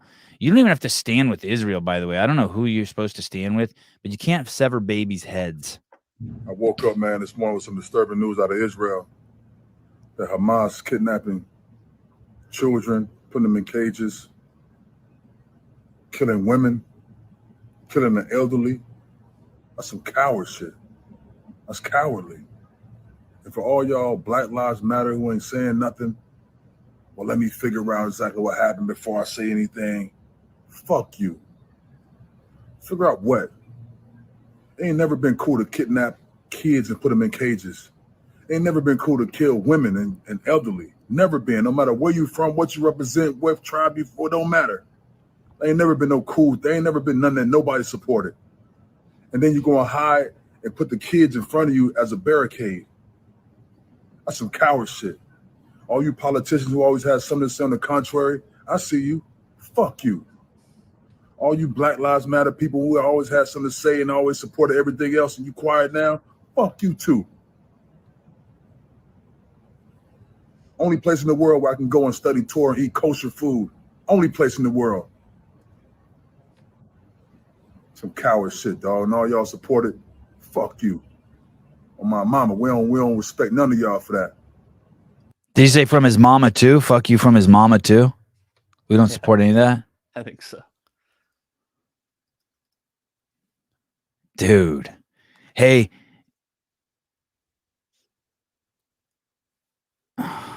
I know, but I white skin. I'm a white skin black. You are black. I know, but I do white face. I'm black, but I do white face. Keep it on the low. Holy shit. BLM. How did you not know? So like, could we could probably, I want to go to like some CrossFit athletes Instagram page right now and see if they got the black square there. Look at the WODproof app. What? WODproof. Is that an organization? I don't want to like call anyone out. I just want to look on my own. I don't want to pull it up on the screen. I want to give them like a minute to pull their head out of their ass. Okay. Is WODproof? What is WODproof? They're like a mobility app, I think. And they do like movement assessments and stuff. Okay, I'm looking. I'm going to their. I'm not going to theirs. I'm going to some Instagram. Oh, they got the fucking wokerazzi of athletes on here. So all these athletes are condone baby killing. They got everyone. You better pull Ariel Lowen off there. She ain't no baby killer. I tell you that. I know that for a fact. Let me go back. Holy shit. It's like their most recent post. They got a black square in their most recent post? Yeah, go to their Instagram page. Oh shit. Posted it like this morning or something. No, I don't see it. It's the CrossFit Games champion. Are you looking at WODproof? Oh no. Sorry. Fine, bring it up. Let me see. All right, here we go. Let me see this. No, they have We Stand with Israel. Isn't that what you're looking for? Black square? No. Okay. No. I'm looking. Remember that black square that people posted on June 20th, 2020 that says we support BLM? That one. And okay. Yeah. So you support an organization that we all knew was a hateful organization that's openly caused thousands of extra deaths of melanated people in the last few years. And now they're condoning the beheading of babies. That's the part I'm tripping on. And yet you could go to you could go to that top 40 list of CrossFit Games athletes and half of them will have the black square. Holy shit. Sorry, WODproof. We didn't mean to throw you in the bus. You're good people. Love you, sorry. Yeah, love you, sorry. Misunderstanding. Yeah, and you know what? And I was actually looking at the CrossFit Games Instagram. Poor WODproof. No, they got a We Stand with Israel. The good shit's owned, but these people are probably Jews. In recent days, Israel has endured some of its darkest hours. The country has fallen victim to an unprecedented, extremely brutal terrorist attack. But they did it to us first. Show me. I want to see. Show me where they did it to you first, too. I want to see. And by the way, that doesn't mean you do it to them. Hey. Yesterday someone was saying that they're kept in cages. I went to the BLM site and looked at all the stupid shit they say about Gaza and Palestine too. They said that those 2.4 million people who live there were kept in cages. First of all, 100,000 of them every single day commute into Israel for work. Also, Israel told them yesterday, time to leave. Now, you may say, fuck you, I ain't leaving my house. Cool. I get it. But they're saying leave, and they're saying leave that way. down through Egypt. And I'm leaving. Like if Japanese subs pull up to the fucking coast, the western coast, and they start fucking firing on the coast, I'm out of here. I ain't staying. I'm not. I want to raise my kids. I'm not dying like to fight for my fucking. Going to Idaho, Idaho. How dare you?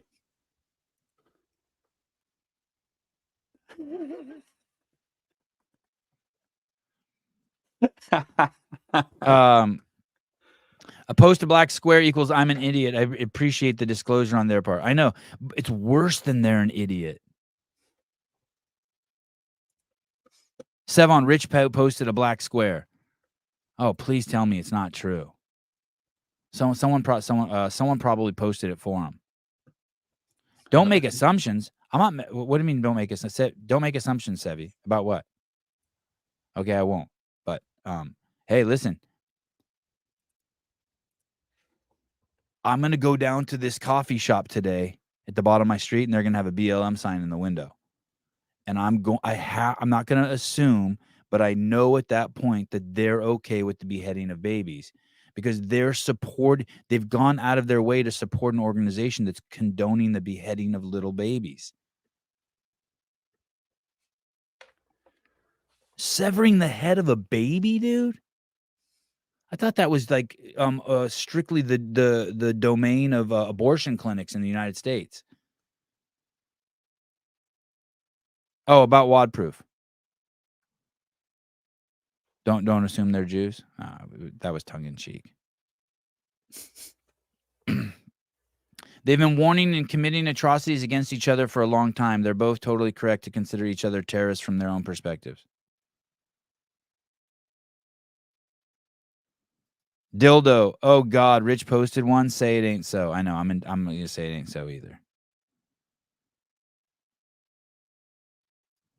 That dumbass obese to beast guy made a huge doo-doo about sponsoring BLM and bashing anyone that said all lives matter. I just stopped following him immediately. Oh, Nelly. Obese to beast.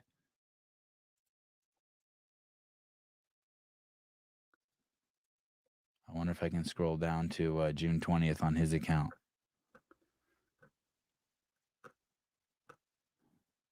Why would this dude play the victim? Didn't this dude take total control of his life, personal accountability and responsibility? He doesn't want anyone else to do that. He just wants to play the victim. Yeah, that makes sense. This guy also might be just a populist. That's the problem with social media. It'll just turn people into just do and follow whatever trend is. Like they have no morals or values or any of that stuff. Let me see. I'm going to go see if. Let me see. I'm at April of 2020. This guy was on the CrossFit podcast when I was doing the CrossFit podcast there. He's probably one of the worst guests we ever had, to be completely honest. Really? Why? I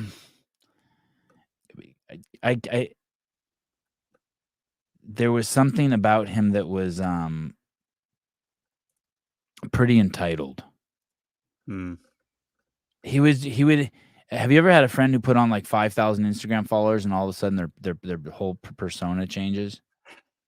It was like No, that. I can imagine what that. I can imagine. Yeah, that yeah, it was experience. kind of like that. I don't see a black box on this dude's thing. Oh yeah. Oh, if he did, he changed it.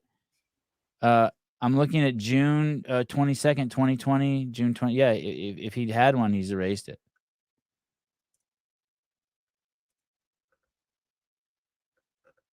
Oh, let's see. Yeah, I don't see. I don't. Yeah, I don't see it. Maybe he erased it.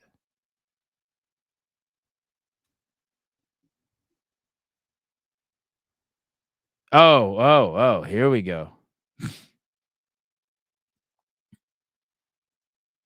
Oh shit. He is he is a black. So he's posted a picture of himself with his niece his niece, who's a black girl, melanated skin girl, on his shoulders. It says, today I was able to march with my niece to fight for equality. I believe Black Lives Matter, and then hashtag Black Lives Matter. I wonder if he's rethinking that now.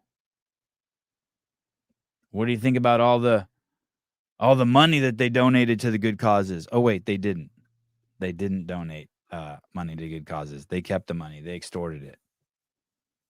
What do you think about the fact that they support the beheading of babies? The irony is he has a little child on his shoulder in that picture. Damn. How did you not know?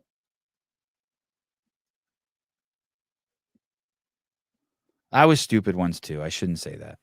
I remember thinking affirmative action was cool, and I never once was like, oh, but that means some white kids don't get to go to college. I never thought of it like that.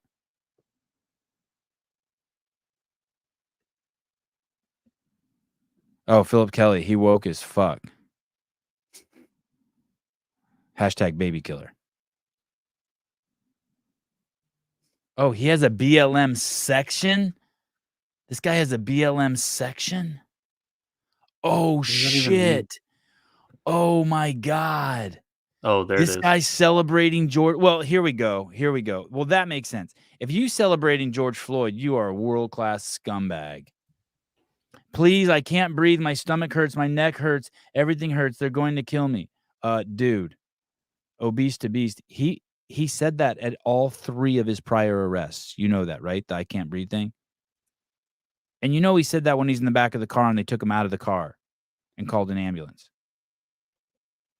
That's what most criminals What do. can't keep happening? You can't allow people. The only thing that the cops were guilty of is allowing him to eat the They should have grabbed the fentanyl out of his hand. He ate it. All 3 of his previous arrests, he ate the drugs. There's video of it. You can see it, and you can read the doctor's report. He ate the drugs. And so he was having a reaction to it.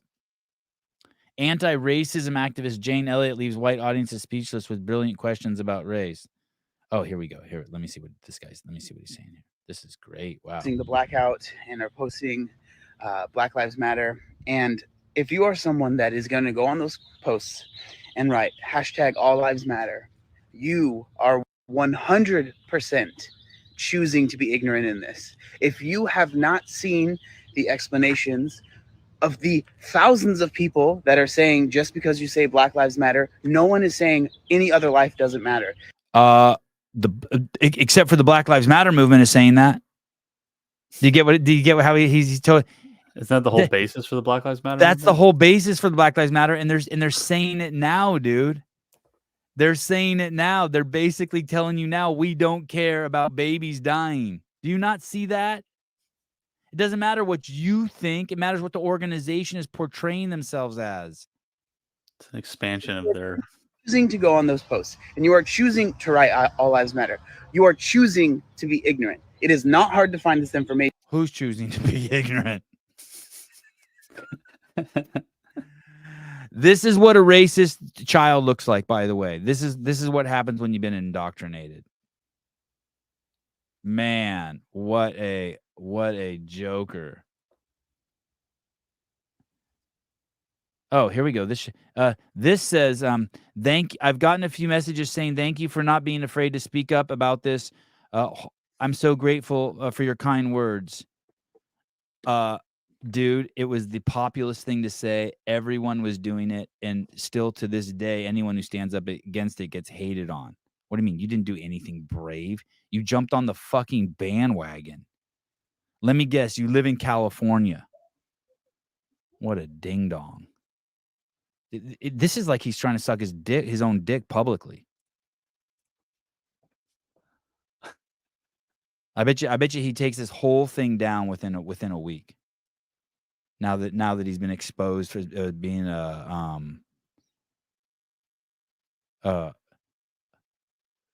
condoning the beheading of babies. Oh, maybe that's why he's afraid, Philip. If he's in Florida, maybe that's why he's afraid.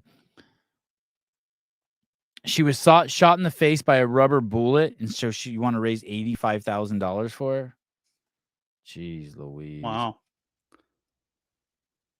Jeez Louise. If I'm this dude, get better today. I fucking ask you to take my shit off your fucking baby killing website. Wow. I don't know. I don't think it's any big leap of faith at all, or a leap of faith, a leap of logic at all. BLM posting all sorts of stuff. Newsweek even posted something about it, being like, "Oh shit, BLM done stepped out on this one." By the way, there's lots of politicians that said dumb shit in the beginning that are trying to walk it back. Let me see if I can find the Newsweek article here.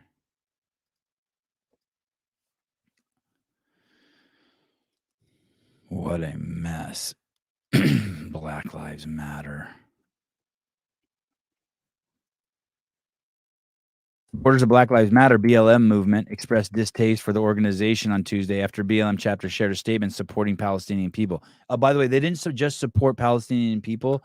They posted pictures of the terrorists coming into cartoon images of the terrorists coming into behead the babies. I've been a Black Lives Matter supporter since the beginning. You fucking moron. That ends today, wrote Natalie W. And so Natalie Whitlock.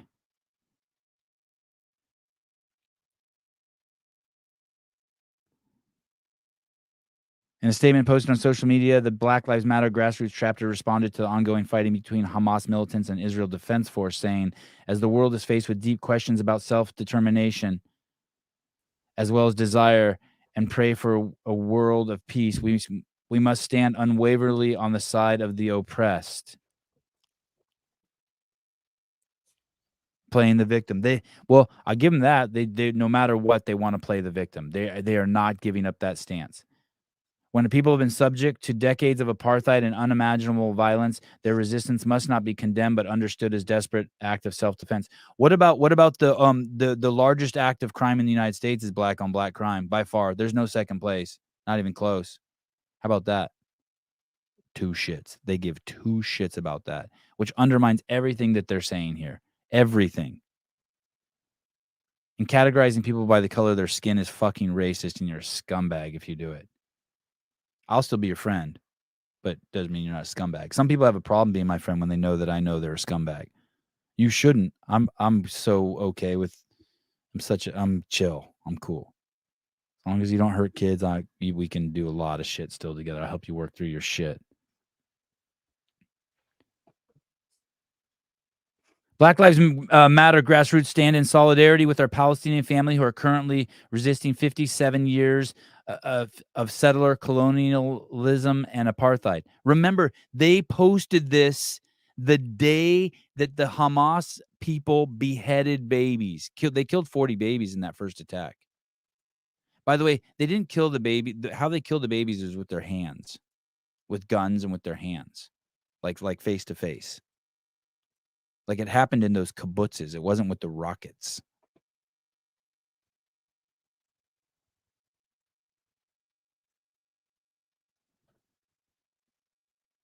As a radical black organization grounded in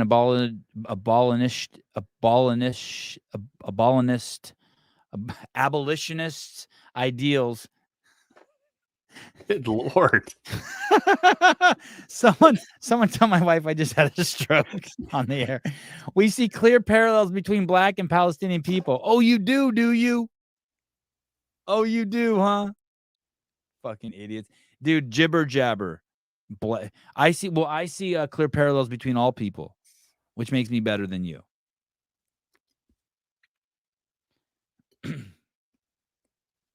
Man, these guys are scumbags.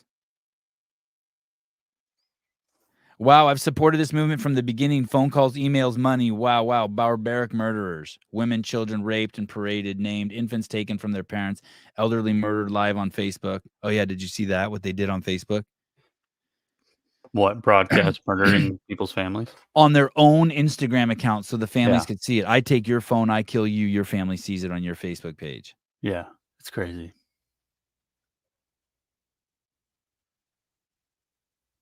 Post that black square. Let me know.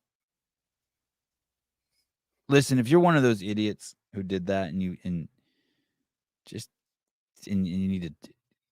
need like a Catholic, like I can forgive you. If you want me to like take you into a confession stand and like do you, I'll do you. Do you good? Yeah, I mean I'm great at taking confession. I've heard one affiliate apologize to Greg. One. That dude in Florida. One. You remember the dude who came from Cuba? Oh Was on yeah. the show.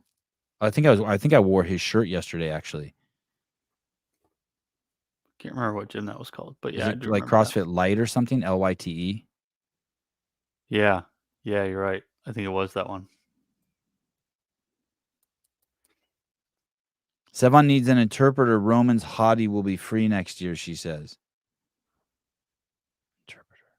Like, I just need someone who's literate who can read for me.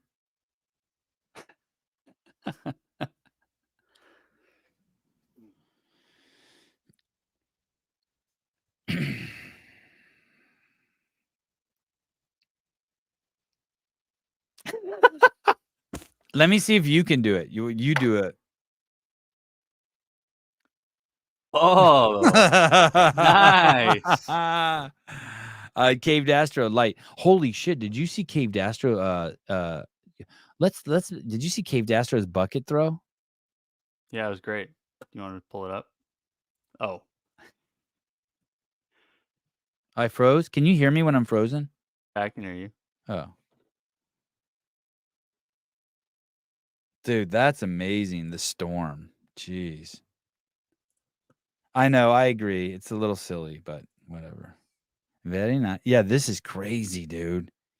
Why do you I'm have not the sure. music on? I'm not sure how I feel if this is. First of all, turn the music off. So, wait, go back. I want to count the paces. Okay. Okay. Ready? I need to click. Okay, yeah, go. 1, 2, 3, 4, 5, 6, 7, 8, 9, 10, 11, 12, 13, 14, 15, 16, 17, 18, 19, 20. Okay. 20 and some change, maybe. Wow. Wow. That's stupid. Wow, dude. That's so good. Wow, dude. I love he's wearing an orange ski mask.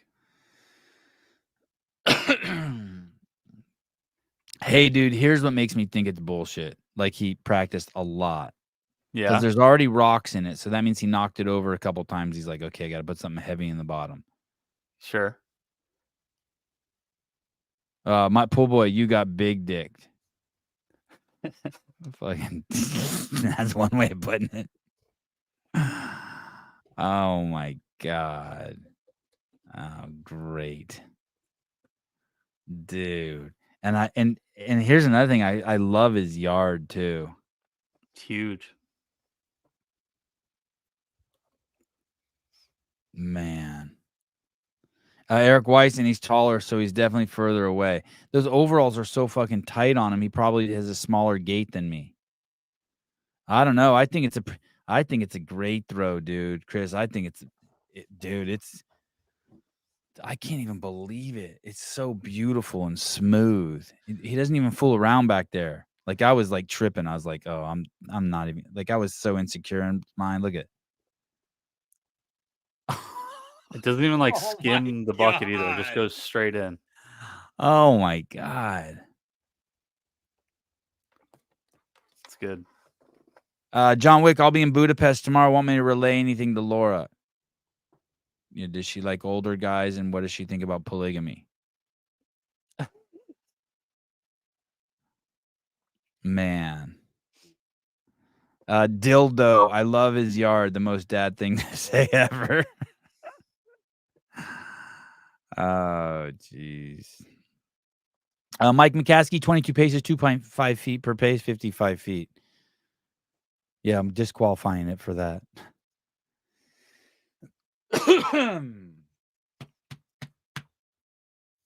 COVID. I have COVID. All right. Shit. Crazy. Tomorrow, Darren Hunsucker on. Wow.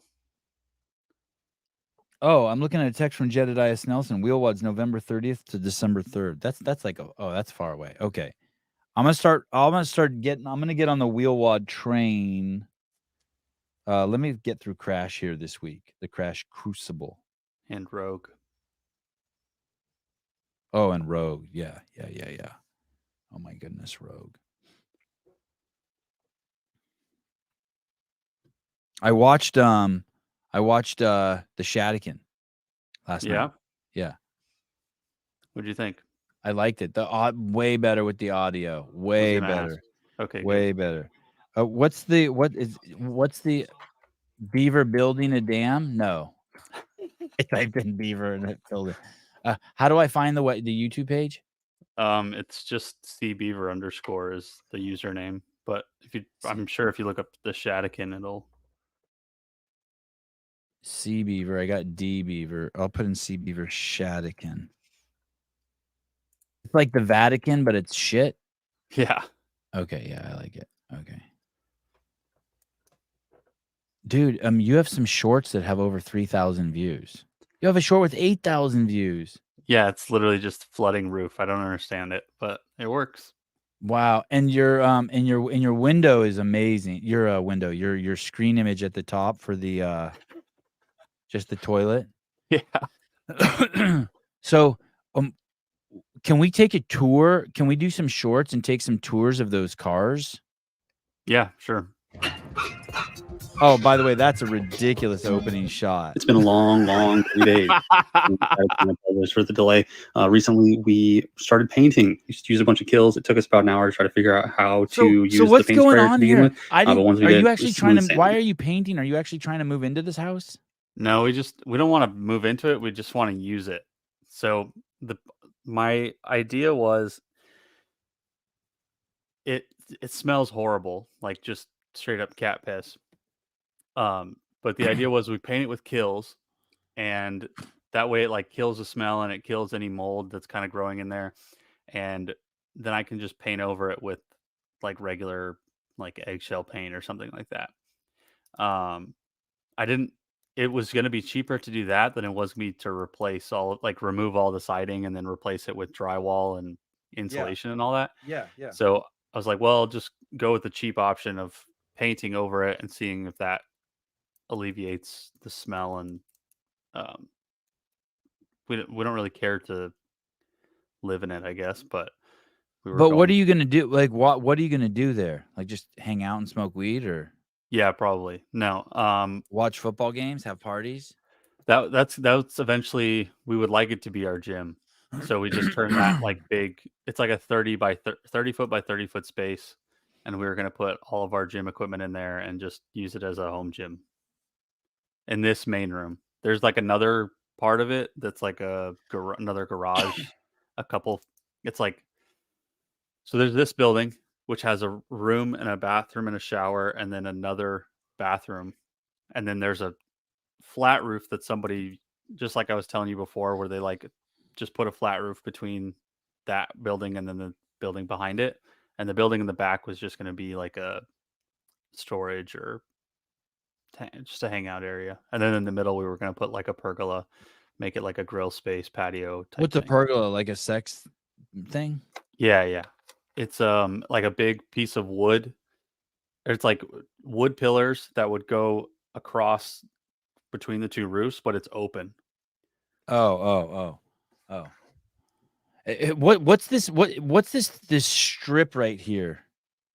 It's just like I can't remember exactly what it's called. Is it a groove that like you could put like a curtain in or something? Like it? Oh, it's just a molding. Yeah, I think it's just molding is what it's called. I think that's what it is. I thought like it had some sort of function, so it's just aesthetic. Yeah, it's aesthetic. God, I wouldn't even know how to paint my house. When I saw you doing that, I'm like, shit. I would hire someone to paint my shit. I don't even know how to do what you're doing. I used to do it when I was in college, like painting and construction, renovating stuff. So is that easy? Like I could just like, hey, my mom keeps telling me I need to spray some like protectant before winter comes on my fence. I have this crazy nice fence that surrounds my house. Mm-hmm.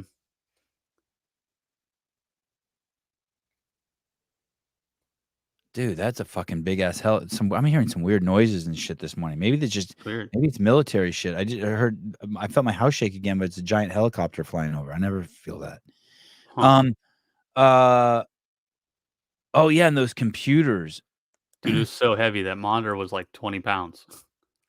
Hey, so if I want to spray like some like Thompson's water seal, that's the car I want a tour of.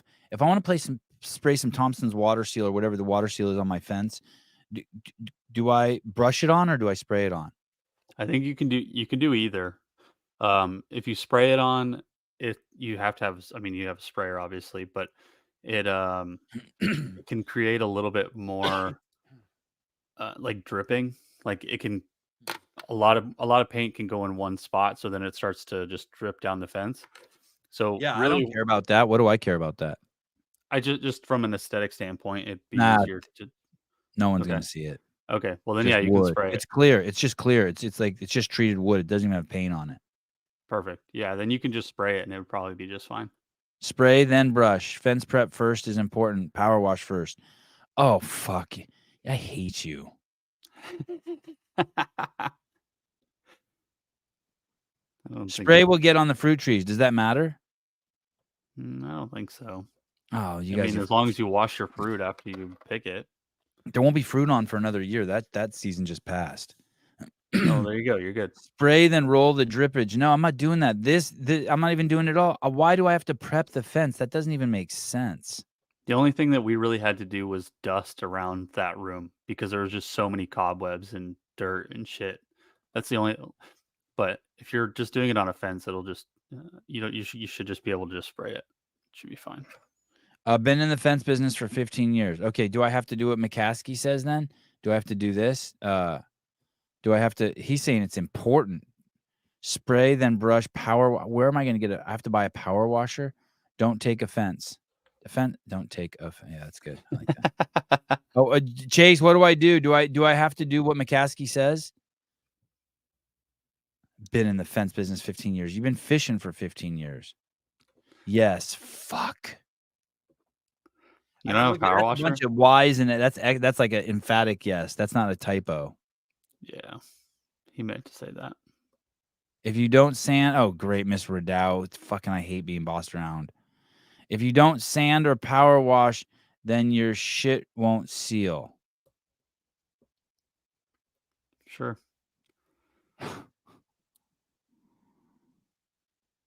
Rent. I can never rent. I never rent. Like I'll need a lens that costs $30 to rent for 2 days, and it's like a $7,500 lens, and I'd rather buy it. I'm not renting.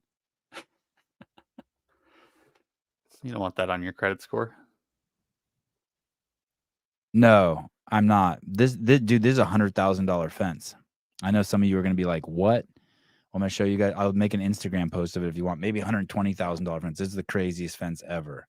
Do you have a 6-foot fence or like an 8-foot fence? 6. Okay. Well, maybe more, maybe 7.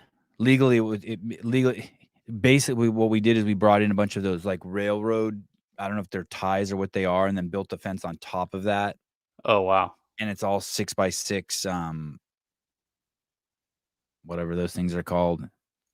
It's it's baller, yeah. And it's got 1, 2, 3, 4, 5 electronic gates. It's crazy. Oh, wow. Yeah. That's nice. Yeah. I'm so lucky to have that gate. Greg got it for me.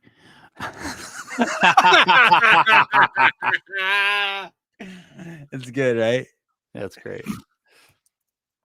Oh, you're right. You know what? Dave probably does have everything I need. Yeah, probably.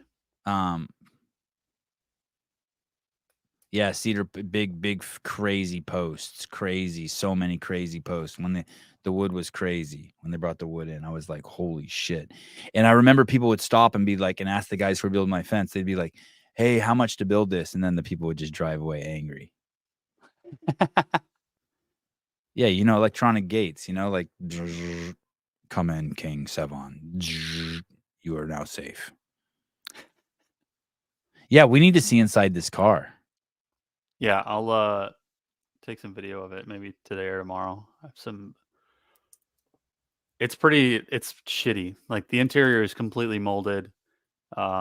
he had like the tires still had stickers on them. Like, Oh, they're brand new tires? brand new tires. And then, but then we went to try to fill them up and they leaked. So they're not even usable brand new tires. Oh, cracked and old from sitting there. Yeah. Yeah. Do you have the but keys to that car? Yeah. You do? Yeah. To that. And then the Jeep and the truck, we all have keys to them. Do any of them actually turn over? I haven't tried yet. That's like so far down on my list of things I care about. Right. You So would I have to, haven't- and you'll have to put new battery in even before you try that, right? Yeah, probably.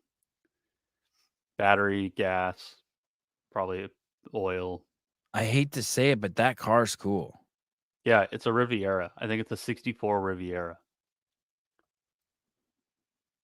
It's nice. It doesn't even look like it had any dents on it. No, there's only 2 rust spots on the whole car. That's it. So, now you take the whole kitchen out and you got to put a whole new kitchen in. That was stressing me out when you're like, these are gross, and you took them out. I'm like, well, fuck, now you got to put new ones in. Yeah. There's some pretty complete cabinet pieces for sale on Facebook Marketplace, and I've just been scouring them. And they're really nice cabinets, and then you can kind of just put them wherever you want. Since we're basically starting from scratch, I can put them however I feel like would work the best. But there's a light in the wall, like if you can see right there, there's the light is hardwired into the building somehow, and we haven't figured that out. And then the vent from the oven is also wired into the wall. Yeah, so that's the vent, and then that brown piece that's dangling out of the wall and over the sink is also hardwired in. We haven't found the plugs for those. Hey, when you said that the heat wasn't up to code, what do you care? Is it dangerous? Yes. Yeah, it's incredibly Like you're going to be breathing in gas and shit? Yeah, or it could explode. So the HVAC unit that's in there right now, we had an HVAC guy come in and look at it, and he said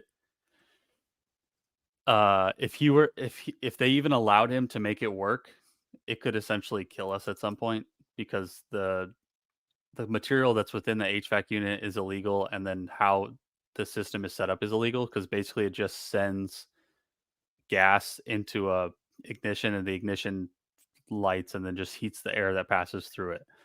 And I guess that's illegal and should be condemned. The downside with that is I asked him, I said, okay, how much would it cost to, like, I guess fix it or get a new HVAC system? And he said it was going to be like $9,000 to $14,000. Holy shit! Yeah. That's to run it through the whole house. Yeah. Yeah. So basically, and so when he walked into the house, he goes, "What the fuck did they do here?" Like, the HVAC guy said that. And we Yeah, were like, you don't "Oh, want to hear great. that. No, that's not good." So he has like an industrial HVAC unit on the outside, and then he has like a home heating unit and another section that's supposed to be heating. I guess they're supposed to converge and like heat the whole house totally. But now we're kind of at a standstill, because I also have to talk to the city, and the city's. What if you just don't put any heat in it for now, and just for the time being, just use space heaters or shit like that, or like put a wood burning stove in or something? Because it gets to be like negative 10 degrees in the winter, and it's just not livable. It was funny though, because the guy left us an entire bucket full of butane hand warmers. Yeah. And so he's just living there with butane hand warmers and a shitty HVAC system. Like, you're a fucking lunatic. Where did that guy move? Somewhere closer to the river. I don't know. It's like probably within an hour drive of where he is now. Did he move into a house, or just lives in his car? In another house. Now, this is the highlight of the film. What exactly is going on here? Here it is. It looks pornographic. It's been a pretty eventful past 4 days. Hey, I'm impressed that you can move like that, dude.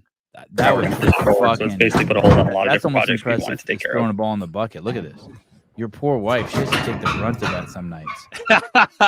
Eventful past 4 days. What are you doing there?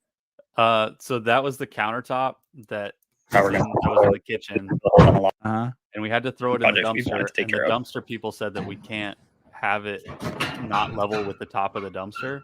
It's been So a I pretty was eventful trying past 4 to days here at the move Scharnick. stuff A around lot of it things that we underneath it can't to do, be a lot able of things that we to- can do, but at least we have a toilet. to be able to lay that flat in the dumpster. When you saw that video footage, were you dying laughing? So that's why you Yeah. put it in the beginning. You're like, what the fuck am I doing?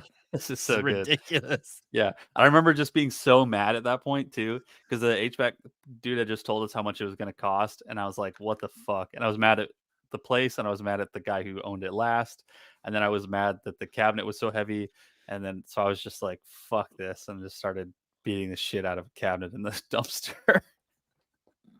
Extra sloppies. Caleb, I do HVAC for a living. Feel free to send me some pics if you want my opinion. That's cool. Thank Okay, you, Extra sloppy. yeah, that'd be helpful too. I just want to look at one thing. Fuck, I know I should not do what I'm about to do. I'm going to go on the Home Depot website. Should not be I'm outsourcing my life to the fucking chat. What do I put in here? Oh, pressure washer. Yeah,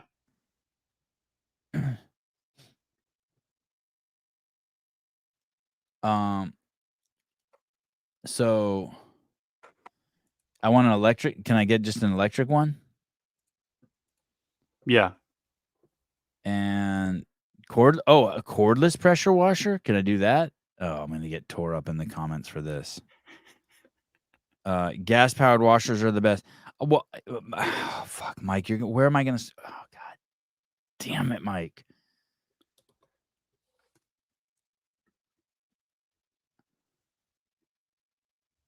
Is this a battery powered one?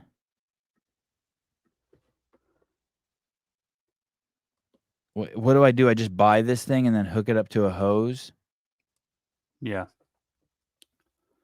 Those are pretty easy to use. Get a fucking gas washer, Christ. Oh, dude. No, not powerful enough. Gas for sure. I hate you guys. I seriously hate you guys.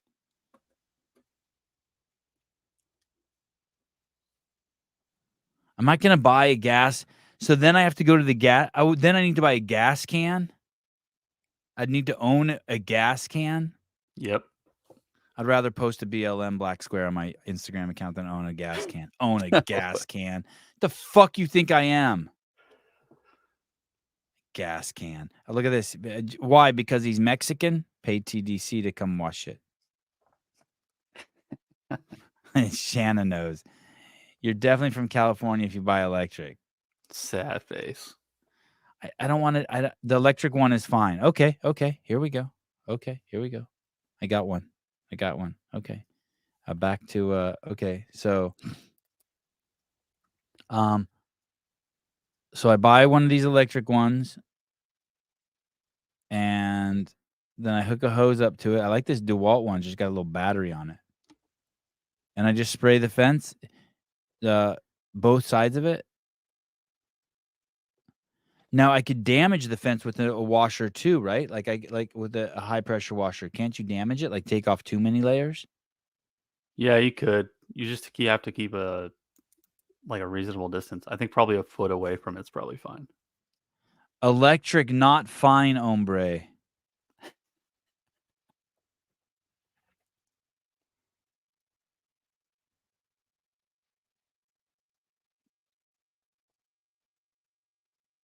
What do you think, Caleb? You're from the chat, from the YouTuber who runs the Shadikin account. What do you think?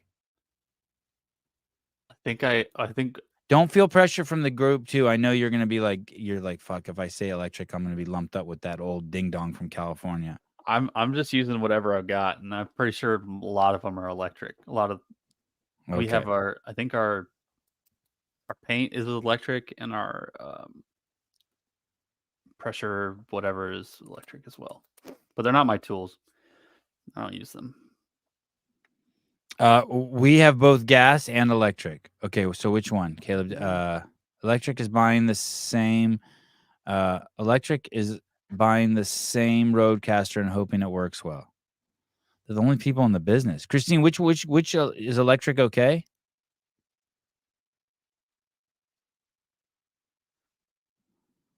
Oh man, electric will be fine for what you need. Okay, you're gonna use it once. Yeah, yeah, exactly. I'm gonna use it once. Yeah.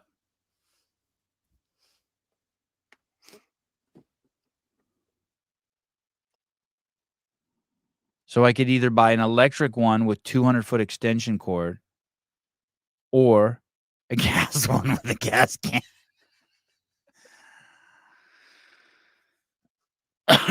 Accessories. How about the Oh the ones yeah. that what? Wad Zombie makes a good point too. If you go to Harbor Freight, I don't know if you guys have Harbor Freight. You probably do since Wad Zombie knows about it. It's like super cheap, fucking Chinese, like pressure washers, saws, drills, whatever the fuck. They work really well and they're cheap. It's a store. Yeah, Harbor Freight. I have the Home Depot weed whacker, the Ryobi. Everyone makes fun of me who sees me using it. It takes me like 4 charges. It takes me like 4 days to weed whack my lawn because I got to keep recharging the battery. Oh my god. It takes me like 45 minutes to mow my lawn. None of the electric ones have 5-star. I don't know. I think you guys are just a bunch of fucking conservative fucking wackadoodle Christians who only like gas because you like to hurt the environment. Yeah. Yeah. Fuck the environment. Yeah. Adam Blakesley, Harbor Freight is a joke. Go to Menards, which rhymes with retards, and you can get their medium brands on sale for better quality. Menard. Unfortunately, go. I've met Mike McCaskey. Unfortunately, and I think what he says means a lot to me. Dang. Like it carries a lot of weight. I know. I wish I'd never met him. Get it from Ace Hardware. Anthony will give you a discount. Only has a gas though. He hates electric. Of course, you guys are from fucking sticks. Even Lodi. You got a weekend of fun in Lodi. Shanna is like rolling out a 200 garbage bags and putting the hose out on it and calling it a water park, charging all the kids in the neighborhood $5 to come slide on it. I know you guys operate over there in Lodi.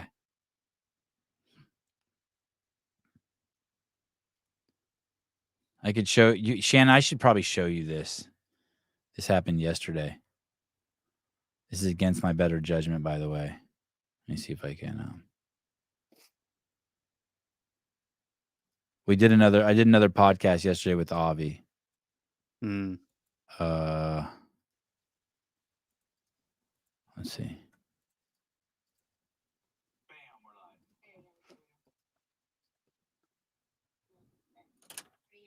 Squats 15 for, I won't say a bunch, but they're squats. Make you do it. I make her proud. Why do you eventually go? I feel like I need the extra. Want to be strong. Like when I talk to you and like we're talking about working out, you're like, okay. Oh, here we go. Okay, ready, Shanna? Here we go. This is. I didn't actually think I was going to show any of this, but he wants to come on the podcast, and so like I bring him in here at night. This is the second time I've done it because I don't really want him on the podcast, but he wants to be, so I bring him in here and we just do some runs. Let me know if you can hear this, Caleb. What's that feel like? You feel like you need the exercise, or you feel like you want to get strong? I feel like I need the exercise. If I'm not in the mood to doing anything and Mama wants to work out with me, I was like, okay, let's go work out. I sense that you want to be strong. Like when I talk to you and like we're talking about working out, you're like, okay, I want to be strong. I want to be fast. Like those are some. Yeah, I want to be athletic. What's that mean? I want to be fast. I don't want to. The strongest man on earth. Mm-hmm. Who's that? Brian Shaw. Mm-hmm. He can pull stuff, but he can't run like Justin Medeiros. Mm-hmm. So I want athleticism and strength, so I can do both. You want to be able to run fast and you want to be strong. Yeah. Justin's pretty strong. Yeah. He won the CrossFit Games twice, right? Yeah. He's actually really strong. Hey, what do you think about the fact his mom told me that he lost his first 49 no, he did his first 50 wrestling matches. Justin lost 49 of them. Wait, what did he do? Wrestling? He was wrestling when he was a kid, a little bit older than you, and he started wrestling. Mm. And out of his first 50 matches, he lost his first 49. Yeah. Wow. Did he cry? Probably. Yeah. Yeah. Crazy. Yeah. Did he cry? Probably. Yeah. He wants to be a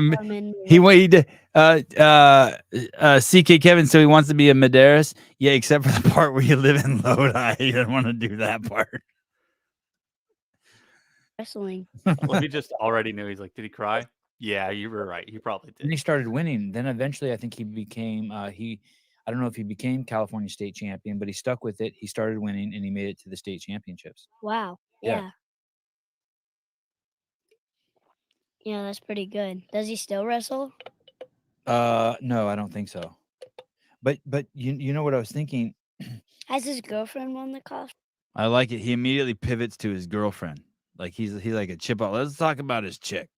Games? Not yet. Not yet. She's strong. I think she can win. Yeah. Yeah. Do you know what her name is? Mm-mm. Ellie Turner. I think I heard of that name. You know what his mom's name is? Shanna. Shanna. That's a good name. Yeah. You know what his dad's name is? What? Anthony. Anthony. You call him Tony. Tony?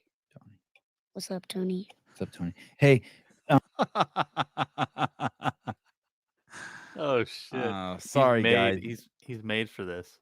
I'm sorry. I make you watch my. It's like you came over to someone's house and now they're making you watch fucking slides on the wall. It's like the 1950s of their family vacation. Look at all my dog pictures. Yeah. All right. Tomorrow, Darren Hunsucker, the most winningest coach in the history of CrossFit Games. I think he's in charge of affiliate programming for Mayhem these days. Michigan native. He has seen Rich Froning naked. We'll get into that for sure. I don't know that for sure, but it's for sure. For sure, I'm going to ask him. You ever seen Rich naked? What's he got down there? He packing? He packing or what? All right, guys. Thank you. Thank you for the good luck with the Shadikin. Follow the Shadikin. Thank you to Mr. Scharnick. Wow. What a crazy story. Thank you to his wife, Sarah, for helping out with that. And we'll follow that story. And thank you guys today for donating to his GoFundMe page. That was really, really, really, really fucking cool. Makes me proud to be a part of this podcast. I'm humbled by your donations.